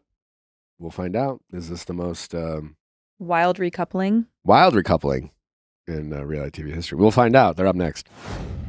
As pet parents, you're always ordering something. Chewy makes it easy to get everything in one place. Chewy carries over 100,000 products, including food, treats, toys, beds, and supplies for dogs, cats, birds, fish, reptiles, and more. Jeff and Steve are Chewy's. I feel like they're Chewy's #1 customers. You know, having 2 dogs, they have 2 individual personalities. But whether it's beds, toys, treats, Chewy has them covered, and they are our go-to for getting our dogs everything they need. It's super convenient and easy. Order, ship in 1 to 2 days, and if you ever have a question, Chewy's 24/7 customer service is available by phone or chat. We use it all the time. Like, what kind of, it's like we have a certain type of dog, what kind of dogs they usually like. They're super helpful. We'll absolutely love their customer service. Chewy backs purchases with their 100% satisfaction guarantee, but I promise your dogs are going to love everything that Chewy does. And if they don't, you can send it back. Full refund. Chewy is one of those services that just make our lives easier as parents and pet parents. The selection, fast shipping, and customer service keeps us coming back every time. They have such a great selection. And again, regardless of what kind of pet parent you are, they have you covered. For life with pets, there's Chewy, and right now you can save $20 off your first order and get free shipping by going to chewpanions.chewy.com/viallfiles. That's chewpanions.chewy.com/viallfiles to save $20 off your first order with free shipping. Minimum purchase required, new customers only. Terms and conditions apply. See site for complete details. chewpanions.chewy.com/viallfiles. When someone is trying to reach your business, they're usually not waiting around for a callback, and that's why today's sponsor is brought to you by Quo. That's spelled Q-U-O, the business phone system built so you never miss calls or opportunities. Quo keeps all your calls, texts, and voicemails in one place. Make it easy for anyone on your team. Jump into a conversation and respond quickly. Quo's built-in AI agent can answer calls, respond to questions, and even book appointments when your team is offline. So whether you are a company of 1 or 100,000, Quo is helping your business give the best customer service as it can. With large companies, there's a lot of miscommunications and not following up and not, tracking customers' needs. And if you're a business of 1 or 2, well, you're feeling overwhelmed, you can certainly use all of Quo's wonderful technology. Trusted by more than 90,000 businesses, Quo is the #1 rated business phone system on G2. Quo integrates with so many platforms like HubSpot and Claude and so many more. Missing a customer can easily become a missed opportunity. Using Quo keeps our team's communication organized and makes it much easier to stay responsive as the Viall files grow. Money is on the line. Always say hello to Quo. Try Quo for free. Plus, get 20% off your first 6 months when you go to quo.com/VIALL. That's QUO.com/VIALL. Wayfair, the furniture store that's helping your house feel like a home. It's amazing how one new piece can completely change the feel of a random room. We certainly experienced that up at the lake. We, again, talked about this already.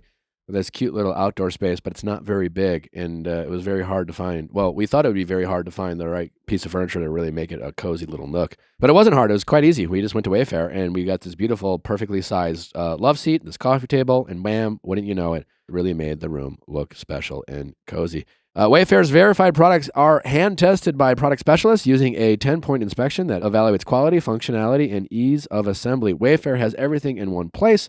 Whether you're shopping for seating, rugs, lighting, storage, appliances, or outdoor furniture, Wayfair can handle delivery, installation, and assembly, making it easy to upgrade your space without the extra hassle. Regardless of the room that you're looking for, Wayfair has you covered. It's amazing what they have: outdoor space, indoor space. They got trampolines, they got pizza ovens.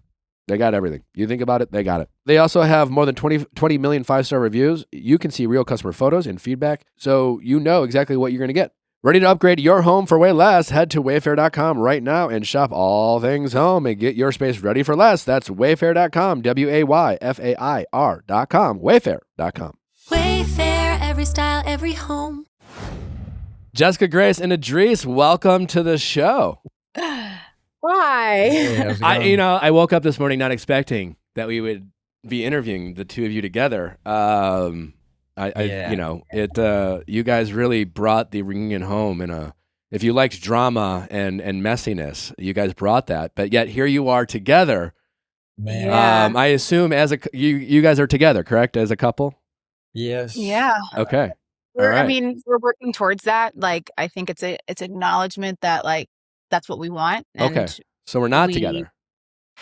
Oh, and I mean, we're together. It's been like 3 weeks. Yeah. Like 3 or 4 weeks. It's been a short amount of time. Okay. It's been the week after the reunion filmed and we got back to Charlotte. Can I ask what prompted the reconciliation? I hadn't seen Jessica in 10 months or so.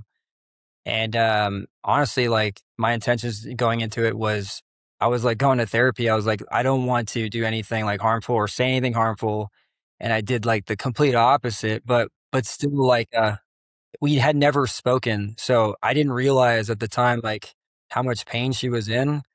And so that the person that I saw across from me is, what I saw was someone who's in pain and just a lot of fear and then and angry. And I noticed I was in a lot of pain and fear. I ignored it for a long time, but she definitely brought it back in me. And so that day, I was extremely sad.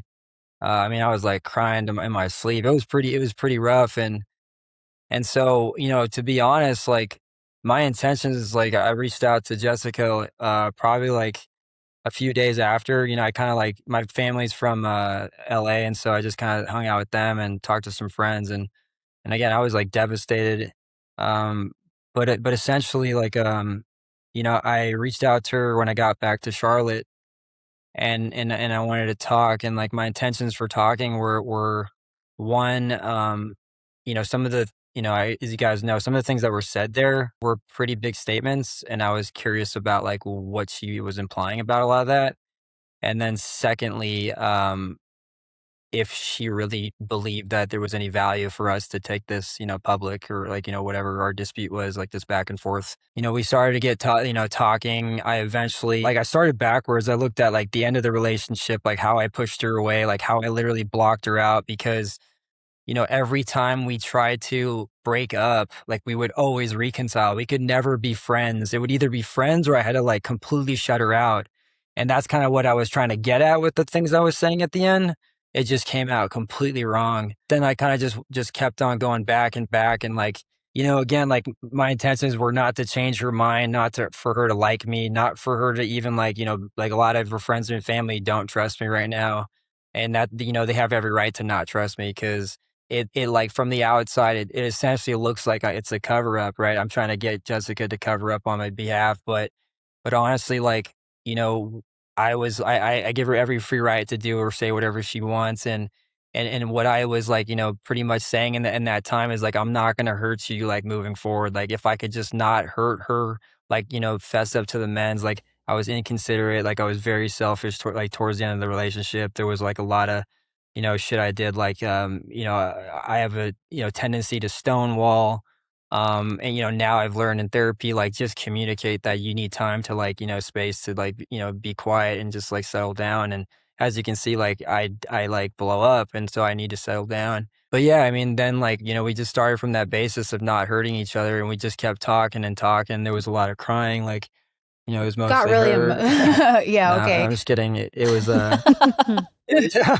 Y'all, he's a Pisces. He's a total waterhead, so he's definitely going to cry. But just to piggyback off of that, I mean, what you saw were two people who were very much unreconciled, very much hurting, and just angry. And not to say that people have fights like that all the time, but like we just happened to have ours filmed on national TV, and that sucks because one of the most shocking things is Idris has never spoken to me like that because he has a tendency to stonewall. And so when he said that, I was like, oh, no. Are we talking about the we fucked and the busting and nut stuff? There was no nut stuff. I'm allergic to nuts. I'm kidding. I'm glad you guys have a sense of humor. Yeah. When you were speaking about Idris, it was both vague, but also like it was like you were saying a lot of like potentially like, oh shit, what does she mean? Without like saying it. You even had Vanessa kind of being like, whoa, what's going, some of those reaction shots. But I guess what were you speaking to, or I guess can you explain what you were trying to say and what, if anything, was true behind that? Can you just give some context to the audience? Yeah, for sure. Because I think they were just left very confused about what you were trying to say. And then obviously with you guys being back together, I'm sure you hope that people, not that our opinion matters, but like that at least your people welcome you guys as a relationship. And if you guys want to do the work and see this through, that I imagine you hope you have people's support. That's understandably challenging because, I mean, to speak to the vagueness, that was kind of purposeful. Like when I think about the fact that for the past 10 months, we've gone absolutely no contact except for when I moved my stuff into my own condo. And in those 10 months, you kind of develop a narrative about what happened that you yourself can live with. And I'm developing this narrative absent of him. So of course it's going to be favorable to me.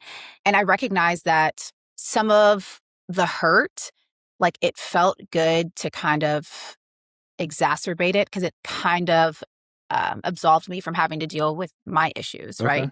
So having been in therapy myself, I was just, there was also like a cognitive dissonance, right? Like in my mind, I could not paint him as a total monster because I do realize like, one, no one's perfect, but also like I know him to be an amazing man, which is why we went on the ultimatum to begin with. And I used to always say like I felt like I was dating my hero, like just he's a man of principle. He, like anybody that can pull themselves out of, the trenches with the alcoholism and the drug use, like, and then be successful at this scale is just extremely impressive to me. And he's got a really cute butt. No, so going into the reunion, like, it's a total pressure cooker of emotion. You guys know the process, how reality TV is filmed and you watch the footage back before to inform your statements. And at that point in time, because we hadn't spoken in 10 months and I had really convinced myself that Idris hated my guts. That's the bedtime story I needed to tell myself to be able to sleep at night. Like, I was okay with being a little reckless with my words, at his expense. I was okay with being just vague enough to make sure that, like, people knew, like, that people would side with me. So you were kind of admittedly trying to vilify him in a way to kind of win the breakup online, so to speak. That causes me a lot of shame because I consider myself a really respectful and respectable person. And to use that very pointed language in a way that would pique people's curiosity in my favor and turn them against him, like, is not something that you do as a partner, as a friend, or just like a normal human being doesn't do that. And so, like, to the extent that I did that, right, I hope that it's reflective of the pain that I was feeling and that was unresolved because, I never wanted to break up with him. I wanted, all the things. So it was not a shining moment, even though the dress ate down. You looked absolutely gorgeous and stunning. Your eyeshadow was so good. Thank you. Beautiful. Going back to, like, obviously there was the engagement that we got to see. And before we got into kind of the vagueness, you guys were trying to address, like, what happened post-engagement. And could you guys just re-explain that to us with a little bit more context in terms of what happened post-engagement that it seemed to abruptly end the relationship? We broke up on May 16th. It was a Friday. And up until that, like, we were going to couples counseling every Tuesday. We got some really good tools to learn how to communicate because one of the biggest things that we were dealing with is, like, I would break his boundary, but I wouldn't understand why or how, because I'm just, like, being myself, and also appreciating it because Idris does not break my boundary in the same way. So can you give an example of, like, what one of those boundaries look like? The energy that you give to the opposite sex in spaces where it's not necessary. Okay. Sure. So yeah, timeline wise, like, we were trying to do the work, and then it just got to a point where, it just wasn't working. And then, here I am yet again, he broke up with me formally. And then here I am yet again, like, pushing the envelope and not taking no for an answer. And just, like, I don't want to say begging, but, like, just wanting to find out if we can reconcile. And so we got into, like, this really unhealthy loop where, unbeknownst to me, he's, like, pushing me away because he's recognizing all of the toxicity and he's recognizing all the healing that can't be done between us. And I'm just thinking, like, I can love him hard enough to where I can heal the resentment from the past 2 years.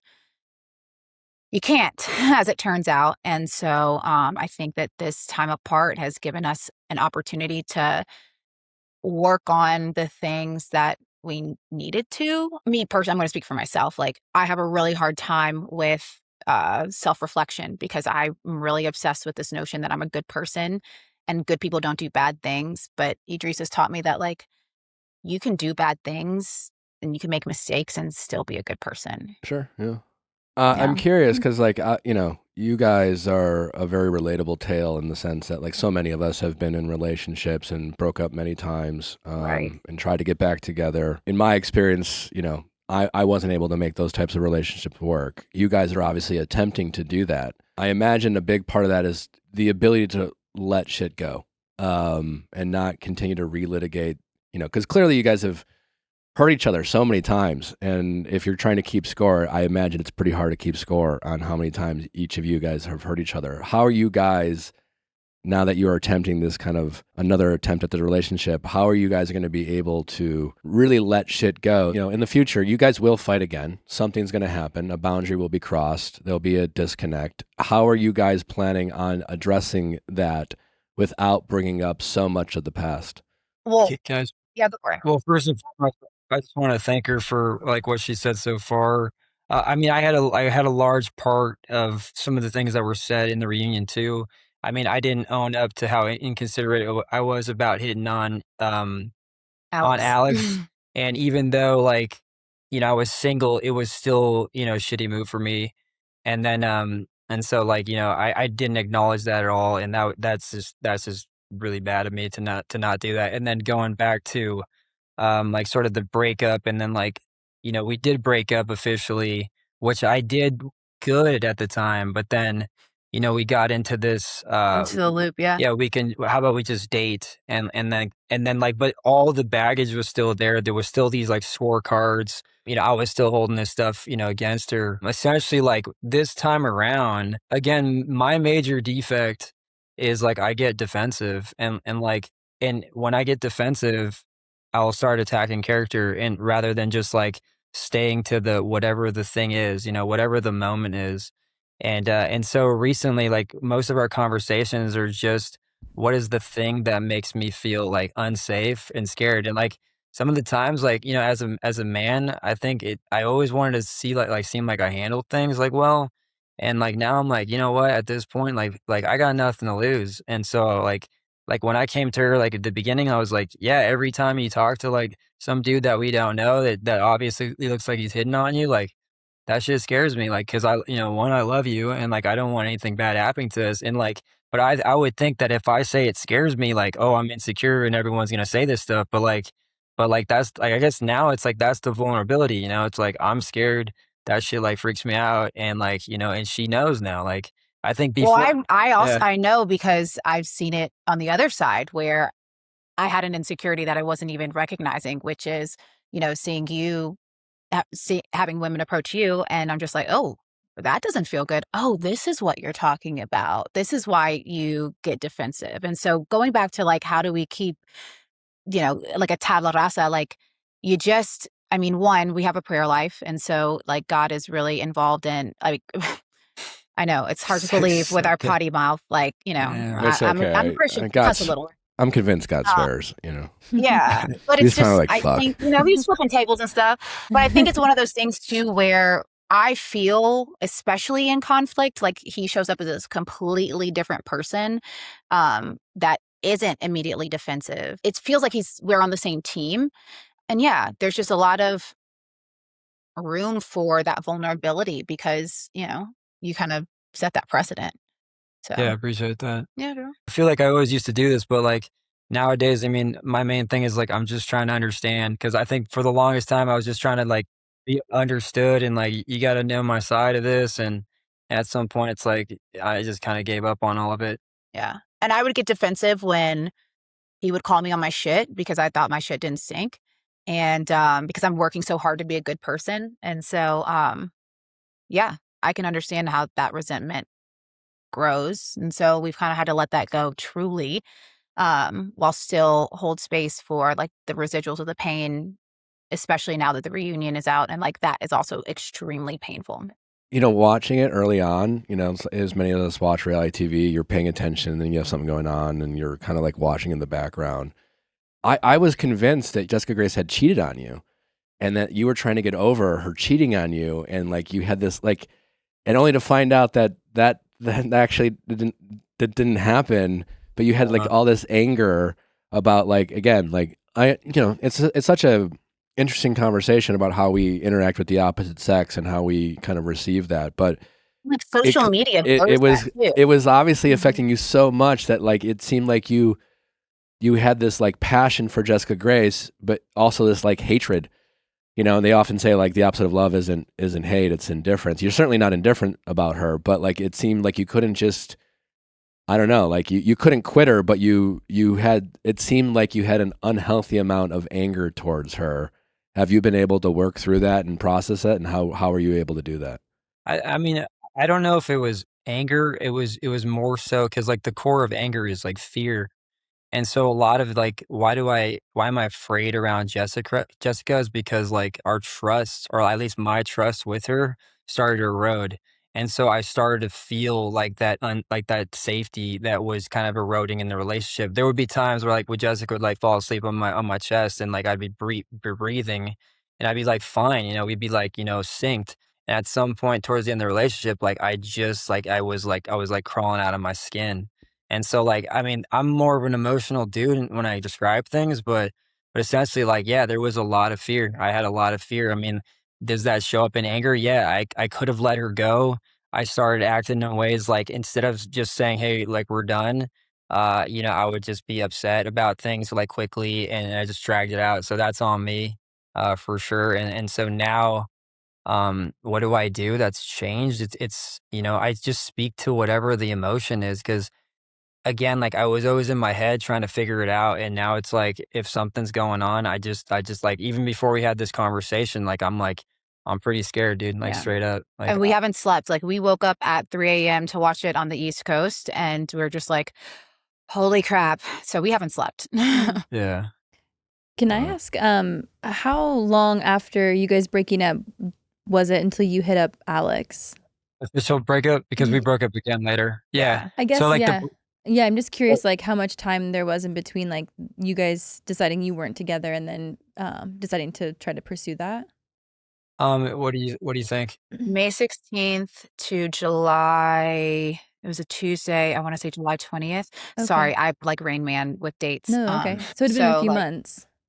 So yeah, a couple months. Okay, so 3 months. I guess I was just curious, like, was there genuine interest in Alex for you, or was it more so like, I guess there's a two-part thing where it's like this could be hurtful to Jessica Grace, or it was your motivation. I think, like, motivation to get a reaction from Jessica Grace.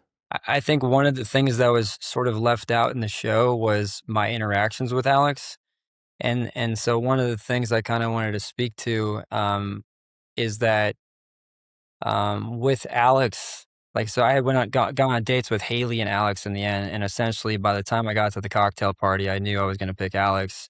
And so, before we went into the choice, no idea that thing was going to happen with Jebin. So Alex was gone, and like part of me was like, okay, like what happens now? Mm-hmm. And so, trying to speak to this very carefully, but we went through the entire process. Everyone kind of spoke about who they went on dates with. I actually spoke about who I went on dates with too. Alex was gone. I spoke about Haley. And then it was kind of like everyone had picked and chose like their person. Towards the end of the whole thing, Nick and Vanessa was like, this has never happened in the history of the Ultimatum. And what happened was that a couple didn't get picked. So Jessica and I did not get picked. And so while that felt like very rejecting, in the moment I was like, okay, well, they're just going to ask us to leave. But like, and again, I take full responsibility for this, is that like one of the few last words that came out of like Vanessa's mouth was like, she asked like Jessica, like this was after 8 hours of filming, and I'm tired and like, it's been a long day. Like, I feel like, I felt rejected, whatever, like whatever. It's a small pool of people, whatever. It's like, it doesn't mean that everybody in the world hates us, but essentially what happened was Vanessa was like, hey, Jessica, like, what are you planning on doing? Like, are you planning on leaving, without Idris? And like, to me, in the back of my mind, it's been a long day. I was like, is she prompting the ultimatum? Yeah. And so then she looked at me and she's like, what are you going to do, Idris? And like, in the back of my mind, like, I thought the two decisions I thought I had was either to get engaged with Jessica in there and like make sure she has her moment, or two, essentially reject Jessica. Because I thought those were my own. I didn't know I could have just been like, you know what, like, we're going to just leave. We're just going to walk out and leave. And so that's why in the reunion, you kind of hear me say, oh, I felt forced. But that, again, that's on me. Like I 100% like that. I totally misinterpreted that last moment. I got engaged. Do I regret the engagement? No way. But like, we still needed to work through things. We went to like, therapy, and like, we were just trying to make that thing work out. In the end, I don't know if I answered your original question about Alex. Like, oh, did I? Oh yeah, did I like? Was there like a genuine interest, or was it more so like, oh, this might be something to like kind of get back on? Lashing out. Part of me was, I mean, it's not a good look for me for sure, but part of me got close to Alex like during the ultimatum, and so there was something I thought would potentially be there. I felt like I respectfully reached out to her in regards to that. She definitely like denied it at that point, and like I just accepted the denial. Mm-hmm. And I felt like it wasn't out of disrespect. I wasn't trying to get back at Jessica at all. Mm-hmm. And like even though like I think Alex stated that she was friends with Jessica, like I didn't know to what degree. But again, like that's misjudgment on my part. There's that I should have never done that. I mean, I should, it was a bad move on my part, and like I regret doing that altogether. So. Well, listen, I appreciate you guys coming. It can't be easy to come on here and answer some of these very tough questions and address some of the behavior that we saw. But I commend you guys for the accountability you're trying to take. I'm curious, specifically you, Edris, but obviously open to you, Jessica, Grace. Some of the other men on the season were even harder to watch. So props to you, Edris, there that you weren't the most toxic man on the show. It's like, what do you think about specifically like the actions of Killian and Blake on this season? And we had a chance to talk to Killian earlier this episode. He talked about accountability and reflection as more of an idea, but really didn't get into the specifics. But so I commend you guys for seemingly trying to do the work. But what is your takeaway on some of these men on the show? And what do you think about how they've chosen to move? So we have had conversations as a unit, like very like more recently with both Killian and Blake. And I just, Idris's advice as a man is always like super solid, and I enjoy hearing you counsel them. And so it's very apparent to me that there is still a lot of pain and fear there. Okay. Like they are afraid to be vulnerable enough to like drop their arms, like, and take that accountability first, because they don't know that the people that they're making amends with, they don't know if they're going to also reciprocate that. Yeah. Do you want to speak to it? No, I think that was spot on. Yeah. Like that's what we've been trying to like, because we're friends with everyone on both sides, and it's hard to take sides. But like my advice for anybody when I speak to them, I'm always like telling them to take responsibility for their own stuff. I try to make sure they don't focus on other people, because it's so easy to blame other people, but it's like really difficult to kind of take that ownership. And so like that's what when I talk to Killian, he knows I'm gonna point the finger back at him. Same with Blake. Have they been calling me that much anymore? Probably not, because they don't want to hear that. But still, like, I try to make the attempt. One of the reasons why we're here together is because when Edris asked for that call, he did lead with accountability. He was going to kind of speak to the things that where he knew that the impact on me was painful. And when he did that, like, you see how on guard I am and how like in your face I am at the reunion. But once he did that, which I totally wasn't expecting, right? I thought he hated my guts. I never thought we were going to make amends. So that's why I was like, I don't care what I say. But once he did that, it really opened an avenue for further communication and that amends. And so that's what we're telling Killian. It's like, when you do that, like Ashley's not like a stone cold, like unreasonable person. So I really believe, and I'm very close to Ashley. It starts with that accountability, with no expectation. Mm-hmm. And then you kind of give space and hold space for that person. And if they get there, awesome. But sometimes they don't. Oh, Jessica, I wanted to ask, we didn't touch on who you were going to pick, right? Yeah. Did you have a decision? So what you see in the in the show, like I would have chosen Luke. He reminds me so much of one of my best friends here in Charlotte, one of my best guy friends. And like, I knew that there wasn't going to be like any kind of like, we were going to go to church, we were going to go to the gym. But also because of the way that things shaked out before Jebin left, like me and Casey, like we're talking and we're just like, can you imagine like me doing a trial marriage with Jebin? I think that would have made phenomenal TV. I mean, no, I kind of wish we got to see it. I could watch him on loop. Like, honestly, what a character. Yeah. And he's a cartoon character. I think sure. you guys would have been great for TV. Yeah, I just think it would have just been amazing. Mm-hmm. But yeah, Luke was who I was most connecting with. Me and Killian, since the show, have like become friends because we have the All-Star Cheer connection. Blake, they don't show it, but Blake and I got into it at the cocktails because he hit me with some dumb shit, and I called him out on it, and I was like, "What was the dumb shit?" he was being too presumptive about who I was. And I'm the oldest girl in the show. So it's like, you're not going to talk to me any kind of crazy way because I don't know you like that, Playboy. We spent the least amount of time together on the show. I told Haley, I let her know, I was like, just so you know, I'm planning to sit him down. And so it was very much like, you're operating by the golden rule, but you don't know me. You need to operate by the platinum rules. You need to treat me the way I want to be treated. And I don't appreciate being called out over things that, like, problems with me and Idris's relationship that was probably shared with you in confidence. Don't do that again. Okay. And so now we're good, I guess. Yeah. As can be, like, right now, like with all the fraught emotion.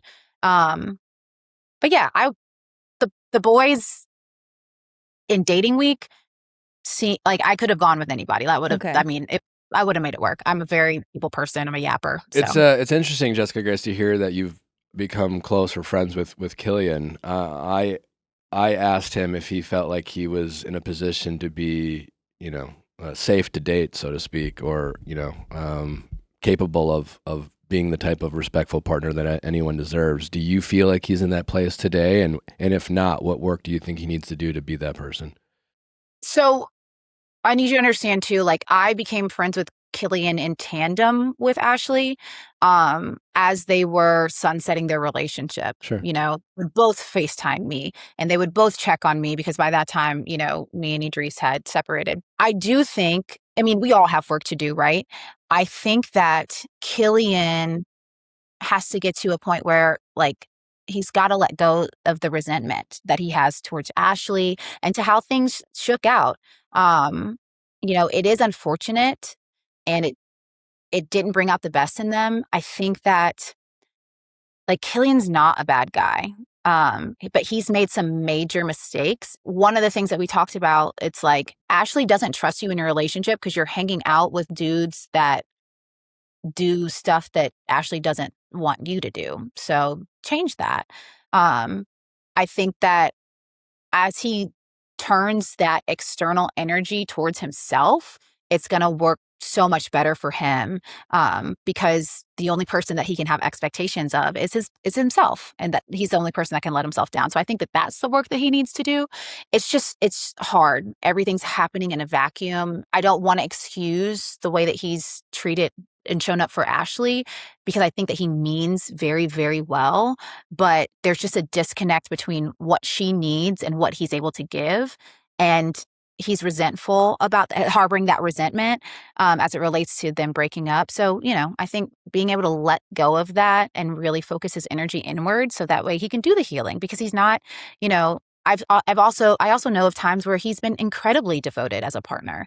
So I think that, as you can see, when you are harboring pain and not addressing it in the right way and not healing from it, you do get toxic. You do get into positions where you are hurting each other further.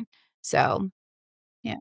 Well, listen, I hope you don't take my you being friends as a critique.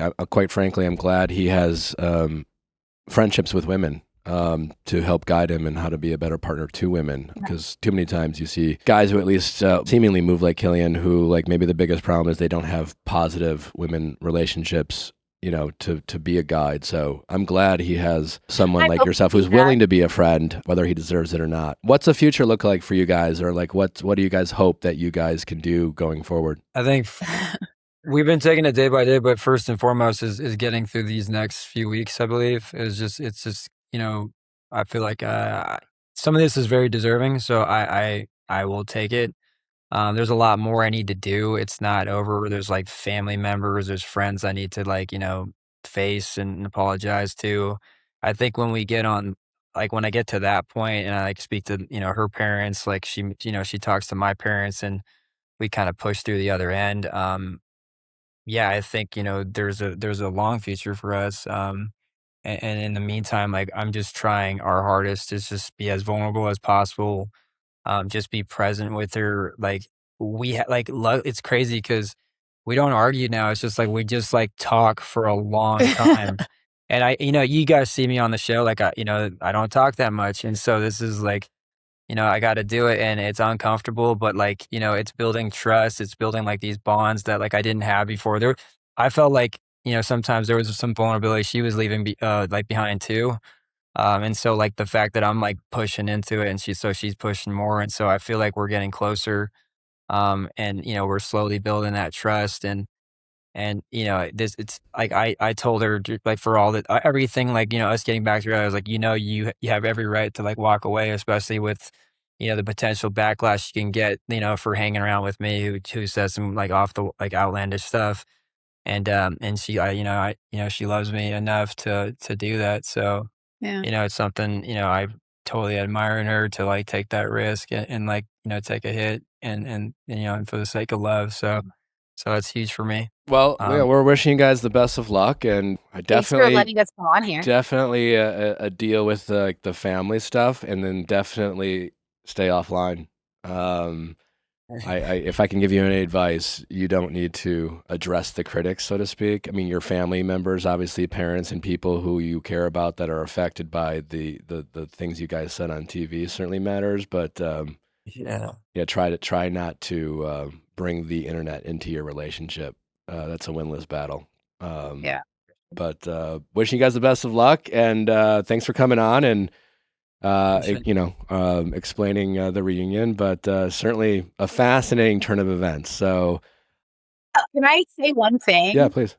So, I really don't think that we would have ever spoken again if it had not been for the reunion and it going so terribly and you feeling the need to reach out to me. So, like, in a weird kind of like paradoxical way, our worst moment is what brought us back together again. Because I mean, I wasn't looking at your stuff. I had you blocked. Like, I was trying to make sure I avoided you at all costs. So we're kind of leaning into, the serendipity of it all. And just, being grateful about it. I would love to leave you guys with, I'm like hoping the best and healthy relationship for you guys going forward. Your scene in that reunion was some of the best TV, like reality TV I've seen it, like it, and obviously like it's such a hard and like painful thing, so I understand, but yeah, I mean, just a viewer standpoint, to have 5 minutes of airtime yeah, throughout the season, and only to really bring the reunion home is quite the. You guys are stars, truly. We wish there was more of you. Yeah. Can't wait for the months. But all jokes aside, I appreciate you guys willing to face the critics, do the work, and actually try to, people use the word accountability like it's fucking candy. You guys are actually trying to actually walk the walk. So I commend you guys for doing, at least making the attempt, and wishing you guys nothing but the best going forward, and hopefully a happy ending to you both. Yeah, we'll keep you guys posted. I appreciate that. We appreciate that. Take care, guys. Thanks for your time. Thank you, guys. All right, bye-bye. Thank you. Wild stuff. Wow. I love reality TV. I am pleasantly surprised. Me too. The most well-adjusted couple. Well, I mean, they got some work to do. Yeah, obviously, but they could actually, like, the words they were saying made sense and seemed like they knew what they were saying and believed them. Because we shit on men so much, and rightfully so. It seems like, he is trying to be a better person. Yeah. It's at least nice to see an attempt. That was an example of going to therapy and taking the tools and applying them versus using therapy talk to excuse one's actions and never actually address anything. They both were agree. Fuck, maybe we were the problem. And they both were the problem, and they both were acknowledging it. Jessica Grace, the idea of wanting to believe you're a good person is stopping you from acknowledging that you fuck up. I related to that. No, I think it's one of the most relatable things for all of us. I was like, I've been there in a relationship where you're like, wait, no, I'm a good person, but my actions, that was fucked up. Also, her owning up to like, when you're at a reality TV reunion and you say things like, sometimes you do leave stuff intentional and you are kind of giving a bit of a performance. She's like, oh, I ate. Fuck. I know. She's like, I knew exactly what I was doing. And it's like, honestly, have you guys ever seen, I believe it's You've Got Mail. Love that and You've Got movie. Mail. You know when You've Got Mail? It's better than Sleepless in Seattle. Agree. And You've Got Mail, when Meg Ryan is having a conversation with Tom Hanks and she's like, you always just like know the exact perfect thing to say in that moment, and to say something to someone that will like hurt them and just say the perfect thing. And then one time she does it to him and then feels so bad. And I always think about that with like reality TV and stuff, of just like, damn, sometimes it's like you do, like it's so easy. It's right there. Yeah. And you just like have to not. If this works and they persevere and and they go the distance, they must really, really love each other, because I was sitting there when he made the comment like, oh, I have to address some of our family members. And she was like, my dad. And I was like, wow, I think if I were them, I would have just wiped my hands clean and been like, hey, love you a lot, but I don't want to actually face any of your family members after what I said on TV. No, that's true. And I'm going to go start over fresh. He has a gauntlet in front of him. He has to go to her dad after he's said willing to do that. Busted. Yeah. And even more after that interview, I love Jessica Grace. Yes. I think she's a star. I like, again, rooting for her relationship and peace. Girlie has a way with words that not many do. Well, it's time for us to go. We appreciate you guys listening. Thank you to all our guests, Jessica Grace, Edris, and Killian, for taking the time and talking about their experience in Ultimatum. Thank you guys for listening. Don't forget to subscribe to Viall Files Plus. You'll be glad that you did. We'll see you back on Monday for another jam-packed week and more Ultimatum to unpack. Wednesday, I feel like we'll be explosive. We'll see you on Monday. Bye-bye.